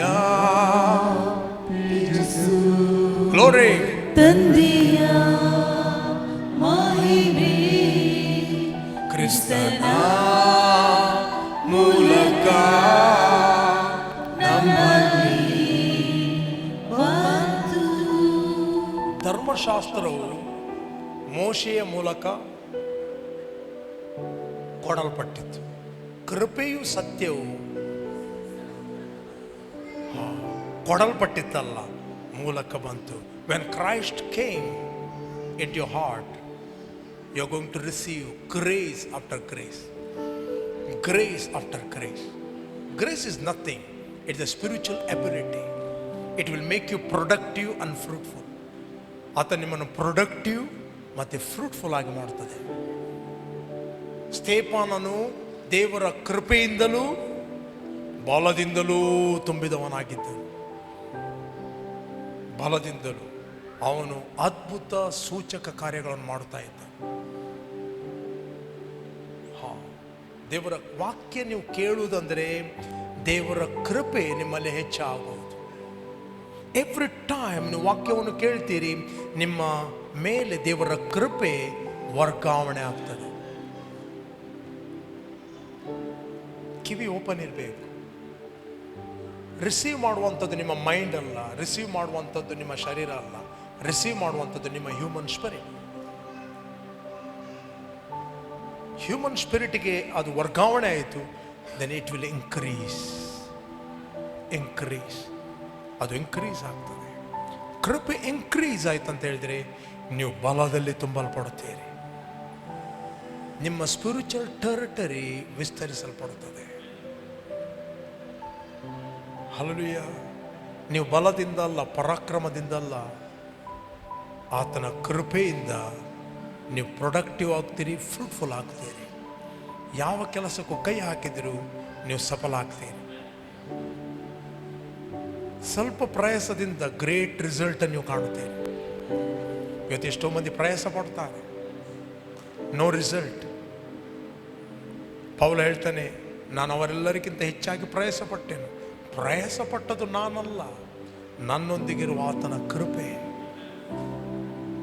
ಕೃಪೆ ನಿಮ್ಮಲ್ಲಿದ್ದರೆ ನೀವು ಆರೋಗ್ಯದಲ್ಲಿ ನಡೆಯುತ್ತೀರಿ, ಸಮೃದ್ಧಿಯಲ್ಲಿ ನಡೆಯುತ್ತೀರಿ. It is a spiritual influence, it's not a natural. Grace and peace multiply through the knowledge of our father and his son Lord Jesus Christ. Grace and peace multiply. Come on, grace, English is the grace and peace multiply. Oh, grace and peace multiply through the knowledge of our Father and his son Jesus Christ. ದೇವರ ಮತ್ತು ಕರ್ತನಾದ ಯೇಸು ಕ್ರಿಸ್ತನ ವಿಷಯವಾದ ಜ್ಞಾನದಿಂದ, this not A chemistry biology knowledge, this the spiritual knowledge. Spiritual knowledge. ದೇವರು ಇದ್ದಾನೆ, ದೇವದೂತರಿದ್ದಾರೆ, ದುರಾತ್ಮಗಳಿದ್ದಾರೆ. ನಿಮ್ಮ ಇಂದ್ರಿಯಗಳಿಗೆ ಕಾಣ್ತಾರಾ? ಕಾಣುವುದಿಲ್ಲ. ಬಟ್ ಸ್ಪಿರಿಚುವಲ್ ವರ್ಲ್ಡ್ ಅಲ್ಲಿ ಅವರಿದ್ದಾರೆ. ವಾಕ್ಯ ಕೇಳುವುದಂದರೆ ನೀವು ಸ್ಪಿರಿಚುವಲಿ ಕೇಳುವಂಥದ್ದು. ನಾನು ಮಾತಾಡಿದ ಮಾತುಗಳು ಆತ್ಮವಾಗಿಯೂ ಜೀವವಾಗಿದೆ. ಅದು ಆತ್ಮಕ್ಕೆ ಜೀವ ಕೊಡುತ್ತದೆ. ಯಾವಾಗ ನಿಮ್ಮ ಸ್ಪಿರಿಟ್ ಓಪನ್ ಆಗ್ತದೆ, ಅವುಗಳನ್ನು ಹೊಂದುವವರಿಗೆ ಅದು ಜೀವ, ದೇಹಕ್ಕೆಲ್ಲ ಅವೇ ಆರೋಗ್ಯ. ನಿಮ್ಮ ದೇಹಕ್ಕೆ ಆರೋಗ್ಯ ರಿಲೀಸ್ ಆಗ್ತದೆ. ಓಕೆ, ನಾವೆಲ್ಲ ನಿಂತ್ಕೊಳ್ಳುವ. ಮೇ ಬಿ ನೀವು ಯಾವ ಕಂಡೀಷನಲ್ಲಿ ಇರ್ಬೋದು. Come on, arise in your spirit. Come on, arise. ಓಹೋ, thank you Lord. Arise, arise, arise in the Lord. Arise, ಹೇಳು. Come on, ಒಂದು ಗಳಿಗೆ ನಮ್ಮ ಕಣ್ಣುಗಳನ್ನು ಮುಚ್ಚು. ನೀವು ಯೇಸುವನ್ನು ರಕ್ಷಕನು ಒಡೆಯನೆಂದು ಅಂಗೀಕಾರ ಮಾಡದಿದ್ದರೆ, this the right time. Call Jesus in your heart. May be ನೀವು ಕ್ರೈಸ್ತ ಕುಟುಂಬದಲ್ಲಿ ಹುಟ್ಟಿರ್ಬೋದು, ಕ್ರೈಸ್ತ ತಂದೆ ತಾಯಿಗಳಿಗೆ ನೀವು ಹುಟ್ಟಿರ್ಬೋದು. ಬಟ್ ರಕ್ಷಣೆ ಹೊಂದಬೇಕಂತ ಹೇಳಿದರೆ, ರಿಸೀವ್ ಮಾಡಬೇಕಂತ ಹೇಳಿದರೆ, ಯೇಸು ನನಗೋಸ್ಕರ ಕ್ರೂಜೆಯಲ್ಲಿ ಸತ್ತನು, ರಕ್ತವನ್ನು ಸುರಿಸಿದನು, ನನ್ನ ಪಾಪಗಳನ್ನು ಹೊತ್ತುಕೊಂಡು ಹೋದನು. ಆತನು ಮೂರನೇ ದಿನ ಸತ್ತವರ ಒಳಗಿಂದ ಹೂಣಲ್ಪಟ್ಟು ಎದ್ದನು. ನಿನ್ನ ಹೃದಯದಲ್ಲಿ ನೀನು ನಂಬಿದರೆ, ಜಸ್ಟ್ ಬಿಲೀವ್, ಏನು ಮಾಡಬೇಕಾಗಿಲ್ಲ, ನಂಬಿದರೆ ಸಾಕು. You are going to receive life. ನೀನು ನಂಬಿದರೆ ಮರಣದಿಂದ ಪಾರಾಗಿ ಜೀವಕ್ಕೆ ಸೇರುತ್ತಿ. ನಂಬಿದರೆ ನೀನು ನಿತ್ಯವಾದ ತೀರ್ಪಿನಿಂದ ಬಿಡುಗಡೆ ಹೊಂದಿ. ನಂಬಿದರೆ ನಿತ್ಯ ಬೆಂಕಿಯಿಂದ ಬಿಡುಗಡೆ ಹೊಂದಿ. ನಂಬಿದರೆ ನಿತ್ಯವಾದ ಮರಣದಿಂದ ನೀನು ಬಿಡುಗಡೆ ಹೊಂದುತ್ತಿ. ನಂಬಿದರೆ ಅನೌನ್ಸ್ ಮಾಡು, Jesus is my Lord, Jesus is my Lord. ಯೇಸುವೆ ನನ್ನ ಕರ್ತನು. ನಿನಗೆ ಬಿಡುಗಡೆ ಆಯಿತು. You are free. ಒಂದು ವೇಳೆ ನಿಮ್ಮ ದೇಹದಲ್ಲಿ ಯಾವುದೇ ರೋಗ ವ್ಯಾಧಿ ಮನೆ ಮಾಡುವುದಾದರೆ ಅದನ್ನು ನಿಮ್ಮ ದೇಹದ ಮೇಲೆ ಆಳಲಿಕ್ಕೆ ಅವಕಾಶ ಕೊಡಬೇಡಿ. ನೀವು ಎದ್ದು ಹೇಳ್ರಿ, ನಾನು ಗುಣವಾಗಿದ್ದೇನೆ. ಪ್ರಕಾಶಿಸು ಅಂತ ಹೇಳುವುದಕ್ಕೆ ನೀನು ತುಚ್ಛವಾದ ನಿರಾಕರಿಸಿ ಅಮೂಲ್ಯವಾದ ವಾಕ್ಯಗಳನ್ನು ದೇವರು ನಿನ್ನ ಒಳಗಿಟ್ಟಿದ್ದಾನೆ. ಅದನ್ನು ಮಾತಾಡಿದರೆ ನಿನ್ನನ್ನು ಬಾಯಂತಿರುವೆ. ನೀನು ಸೈತಾನನ ಬಾಯಲ್ಲ, ನೀನು ದೇವರ ಬಾಯಾಗಿರುತ್ತೆ. ಕಾಣದ ಲೋಕದಲ್ಲಿರುವ ದೇವರ ಮಾತುಗಳನ್ನು ಕೇಳಿ ನೀನು ಮಾತಾಡುವುದಂದ್ರೆ ನೀನು ದೇವರ ಬಾಯಾಗಿರುತ್ತಿ. ನಿಮ್ಮನ್ನು ಚೆಕ್ ಮಾಡ್ರಿ, ಎಲ್ಲಿ ನೀವು ಸೈತಾನ್ನ ಬಾಯಾಗಿದ್ದೀರಿ. ಇವತ್ತಿನಿಂದ ರಿಪ್ಲೇಸ್ ಮಾಡ್ರಿ. ನಿಮ್ಮ ಮಕ್ಕಳ ವಿಷಯದಲ್ಲಿ ದೇವರ ಬಾಯಾಗಿದ್ದೀರೋ ಸೈತಾನ ಬಾಯಾಗಿದ್ದೀರೋ? ನಿಮ್ಮನ್ನ ದಾಂಪತ್ಯ ವಿಷಯದಲ್ಲಿ ದೇವರ ಬಾಯಾಗಿದ್ದೀರೋ ಸೈತಾನ ಬಾಯಾಗಿದ್ದೀರೋ? ನಿಮ್ಮ ಗಂಡನ ವಿಷಯದಲ್ಲಿ, ಹೆಂಡತಿಯ ವಿಷಯದಲ್ಲಿ, ತಂದೆ ತಾಯಿಗಳ ವಿಷಯದಲ್ಲಿ, ನಿಮ್ಮ ಕೆಲಸದ ವಿಷಯದಲ್ಲಿ, ನಿಮ್ಮ ಬಾಸಿನ ವಿಷಯದಲ್ಲಿ ಯಾರ ಬಾಯಾಗಿ ಮಾತಾಡಿದ್ದೀರಿ? ಕಾಣದ ಲೋಕದಲ್ಲಿರುವ ದೇವರ ಬಾಯಾಗಿದ್ದೀರೋ ಕಾಣದ ಲೋಕದಲ್ಲಿರುವ ಸೈತಾನ ಬಾಯಾಗಿದ್ದೀರೋ? ಫೈನಾನ್ಸ್ ವಿಷಯದಲ್ಲಿ ಯಾರ ಬಾಯಾಗಿದ್ದೀರಿ? ಅಯ್ಯೋ ಹಣ ಇಲ್ಲ, ಕೊರತೆ, ಪಿರಿಯಾತನ್ಪುರ. ಹೇಳ್ರಿ, ಮೈ God has met all my need. ನನ್ನ ತಂದೆಯ ದೇವರು ತನ್ನ ಪ್ರಭಾವದ ಐಶ್ವರ್ಯಕ್ಕೆ ತಕ್ಕ ಹಾಗೆ ಕ್ರಿಸ್ತ ಯೇಸುವಿನ ಮೂಲಕ ನನ್ನ ಪ್ರತಿಯೊಂದು ಕೊರತೆಗಳನ್ನು ನೀಗಿಸ್ತಾನೆ. ಹೋ, ನೀನು ಮಾತಾಡುವಾಗ ಕಾಣದ ಲೋಕದಲ್ಲಿರುವ ದೇವದೂತರು ನಿನಗೋಸ್ಕರ ಕಾರ್ಯಪ್ರವೃತ್ತರಾಗುತ್ತಾರೆ. ಸೈತಾನ ಕೆಲಸಗಳು ವ್ಯರ್ಥವಾಗುತ್ತವೆ, ಸೈತಾನ ಯೂನಿಟಿಗಳು ವ್ಯರ್ಥವಾಗುತ್ತದೆ, ಗುಂಪುಗಾರಿಕೆ ಬಿದ್ದು ಹೋಗುತ್ತದೆ, ನಿನ್ನ ವಿರುದ್ಧವಾಗಿ ಮಾತಾಡಿದ ಮಾತುಗಳು ನೆಲಕ್ಕೆ ಬೀಳುತ್ತವೆ. ನೀನು ದೇವರ ಮಾತನ್ನು ಕೇಳಿ ಮಾತಾಡುವಾಗ ಎಲ್ಲ ಮಾತುಗಳು ಬೀಳುತ್ತವೆ. Fall down in the name of Jesus. ಎಲ್ಲ ನಿನ್ನ ದೇಹದ ವಿಷಯದಲ್ಲಿ, ನಿನ್ನ ಯೂಟ್ರಸ್ನ ವಿಷಯದಲ್ಲಿ, ನಿನ್ನ ಹಾರ್ಟಿನ ವಿಷಯದಲ್ಲಿ, ನಿನ್ನ ಬ್ರೈನ್ನ ವಿಷಯದಲ್ಲಿ, ನಿನ್ನ ಹೆಲ್ತಿನ ವಿಷಯದಲ್ಲಿ ಎಲ್ಲ ರಿಪೋರ್ಟ್ಗಳು ಬಿದ್ದು ಹೋಗುತ್ತವೆ. ದೇವರ ರಿಪೋರ್ಟೇ ನಿನ್ನ ದೇಹದಲ್ಲಿ, ನಿನ್ನ ಮನೆಯಲ್ಲಿ, ನಿನ್ನ ಕುಟುಂಬದಲ್ಲಿ, ನಿನ್ನ ವ್ಯವಹಾರದಲ್ಲಿ ನಡೆಯುತ್ತದೆ.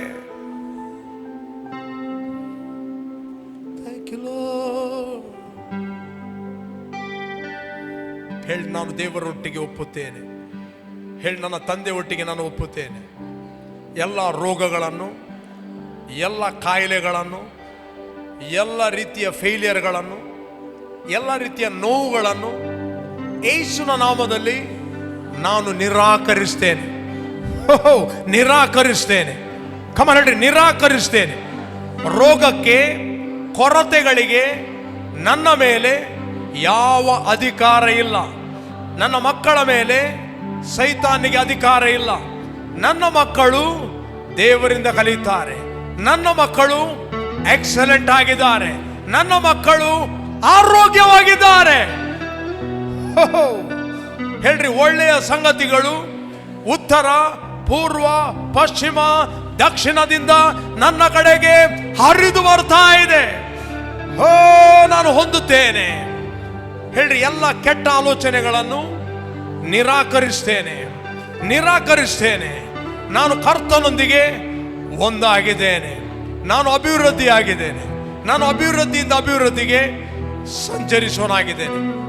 ನನಗೆ ವಿರುದ್ಧವಾಗಿ, ನಂಬಿಕೆಯಲ್ಲಿ ಹೇಳ್ರಿ, ನನಗೆ ವಿರುದ್ಧವಾಗಿ ಕಲ್ಪನೆ ಮಾಡಿದ ಯಾವ ಆಯುಧವು ಜಯಿಸುವುದೇ ಇಲ್ಲ. ಎಲ್ಲ ನಾಲಿಗೆಗಳನ್ನು ನಾನು ದೋಷಿ ಎಂದು ಖಂಡಿಸೋನಾಗಿದ್ದೇನೆ. ನಾನು ಅಭಿವೃದ್ಧಿಯಿಂದ ಅಭಿವೃದ್ಧಿಗೆ, ಮಹಿಮೆಯಿಂದ ಮಹಿಮೆಗೆ ಹೋಗೋನಾಗಿದ್ದೇನೆ. ಎಲ್ಲ ಕಾಯಿಲೆಗಳೇ, ನಿಮಗೆ ನನ್ನ ದೇಹದ ಮೇಲೆ ಅಧಿಕಾರವಿಲ್ಲ. ನಾನು ಅನುಮತಿ ಕೊಡುವುದಿಲ್ಲ. ಯಾವ ಎಲರ್ಜಿಗೆ, ಡಯಾಬಿಟಿಸಿಗೆ, ಮರಣಕ್ಕೆ, ಎಲರ್ಜಿಗೆ, ಅಸ್ಥಮಕ್ಕೆ, ಯೂಟ್ರಸ್ ಪ್ರಾಬ್ಲಮಿಗೆ, ಬ್ಲೀಡಿಂಗ್ ಪ್ರಾಬ್ಲಮಿಗೆ ನಾನು ನನ್ನ ದೇಹದಲ್ಲಿ ಅನುಮತಿ ಕೊಡುವುದಿಲ್ಲ. ಯೇಸುವಿನ ನಾಮದಲ್ಲಿ ಈಗಲೇ ನನ್ನ ದೇಹವನ್ನು ಬಿಟ್ಟು ಹೋಗಲಿ. Leave it in the name of Jesus. ಹೇಳಿ, ನಾನು ಕ್ರಿಸ್ತನಲ್ಲಿ ನೀತಿವಂತನು. ನನ್ನ ಎಲುಬುಗಳು ಒಂದು ಕೂಡ ಮುರಿಯುವುದಿಲ್ಲ. ಎಲುಬುಗಳೇ, ನೀವು ನಾರ್ಮಲ್ ಆಗಿ ಕೆಲಸ ಮಾಡ್ರಿ. ನನ್ನ ಮಸಲ್ಗಳೇ ನಾರ್ಮಲ್ ಆಗಿ ಕೆಲಸ ಮಾಡ್ರಿ. ನರಗಳೇ ನಾರ್ಮಲ್ ಆಗಿ ಕೆಲಸ ಮಾಡ್ರಿ. ರೋಷಕಬ ಹಮ್ರೋದ ಲಿಖಬ ಶಖಬ ಕೊರಮ ಹಮ್ರೀದಲ ಖಬ ಲೋಕೋಮ ಅಮ್ರೂದಲೆ. ಕಮಲ್ರಿ, ನಾನು ಹೋಗುವಾಗ ಬರುವಾಗ ನನಗೆ ಶುಭ ಉಂಟಾಗುವುದು. ನಾನು ಸಂರಕ್ಷಿಸಲ್ಪಟ್ಟಿದ್ದೇನೆ. ತಂದೆ, ಯಾರು ವಾಕ್ಯವನ್ನು ಮಾತಾಡಿದ್ದಾರೆ ಇವರ ಮೇಲಿನ ಪ್ರಸನ್ನತೆ ಇಳಿದು ಬರ್ತಾ ಇರೋದಕ್ಕೋಸ್ಕರ ಸ್ತೋತ್ರ. ಆರೋಗ್ಯವು ಇಳಿದು ಬರ್ತಾ ಇರೋದಕ್ಕೋಸ್ಕರ ಸ್ತೋತ್ರ. ಎಲ್ಲ ದೇಹಗಳಿಗೆ, ಯೂಟ್ರಸ್ಗಳಿಗೆ, ಹಾರ್ಟ್ಗಳಿಗೆ ನಾನು ಮಾತಾಡ್ತಾ ಇದ್ದೇನೆ. ನೀವು ನಾರ್ಮಲ್ ಆಗಿ ಫಂಕ್ಷನ್ ಆಗಿರಿ. B healed now in the name of Jesus. B healed Be healed in the name of Jesus. Oh. ತಂದೆ, ನಾವು ನಿನ್ನ ಮಾತನ್ನು ಕೇಳುತ್ತೇವೆ. ಹೇಗೆ ನೀನು ಯೋಬನ ವಿಷಯದಲ್ಲಿ ಮಾತಾಡಿದೆಯೋ, ಇವತ್ತು ಸತ್ಯವೇದದಲ್ಲಿ ನಮ್ಮ ವಿಷಯದಲ್ಲಿ ನೀನು ಮಾತಾಡಿದಿ. ಕಾಣದ ಲೋಕದಲ್ಲಿ ನಿನ್ನ ಮಾತುಗಳು ಜೀವಂತವಾಗಿದೆ. ಅದನ್ನು ಅಕ್ಷರವಾಗಿ ನೋಡುವುದಿಲ್ಲ, ನೀನು ನಮ್ಮ ಹತ್ರ ವೈಯಕ್ತಿಕವಾಗಿ ಮಾತಾಡುತ್ತಿ ಎಂದು ಹೊಂದುತ್ತೇವೆ. ನಮಗೆ ಬೆಳಕು ಬಂತು. ಥ್ಯಾಂಕ್ ಯು ತಂದೆ. ಎಲ್ಲ ಘನತೆಯನ್ನು ನಾವು ನಿನಗೆ ಸಲ್ಲಿಸ್ತೇವೆ ಯೇಸು ನಾಮದಲ್ಲಿ ತಂದೆ. Amen. Praise the lord.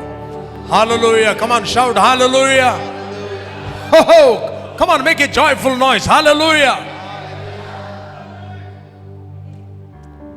Okay, ನಾವು ಇನ್ನೊಂದು ಭಾಗಕ್ಕೆ ನಾವು ಬಂದಿದ್ದೇವೆ. Let us worship God with the offering. ಆತನು ಬಿತ್ತುವವನಿಗೆ ಬೀಜವನ್ನು, ಉಣ್ಣುವವನಿಗೆ ರೊಟ್ಟಿಯನ್ನು ಕೊಡ್ತಾನೆ. ಆತನ ವಾಕ್ಯ ಹೇಳ್ತದೆ, ಕೊಡಿರಿ, ಜಡಿದು ಅಲ್ಲಾಡಿ ಹೊರಸೂಸುವಷ್ಟು ಜನರು ಪೂರ ಅಳೆದು ನಿಮ್ಮ ಸೆರಗೆ ಹಾಕುವರು ಅಂತ. ಇದು ಯಾರು ಹೇಳಿದ್ದು? ದೇವರು ಹೇಳಿದ್ದು. Just agri with god and believe. He will multiply. ಆತನು ಜಡಿದು ಅಲ್ಲಾಡಿ ಹೊರಸೂಸುವಷ್ಟು ನಿಮ್ಮ ಸೆರಗೆ ಹಾಕಲು ಶಕ್ತನಾಗಿದ್ದಾನೆ. ದುಃಖದಿಂದಾಗಲಿ ಬಲಾತ್ಕಾರದಿಂದಾಗಲಿ ಯಾರು ಕೊಡಬೇಡಿ. Without faith no one can please god.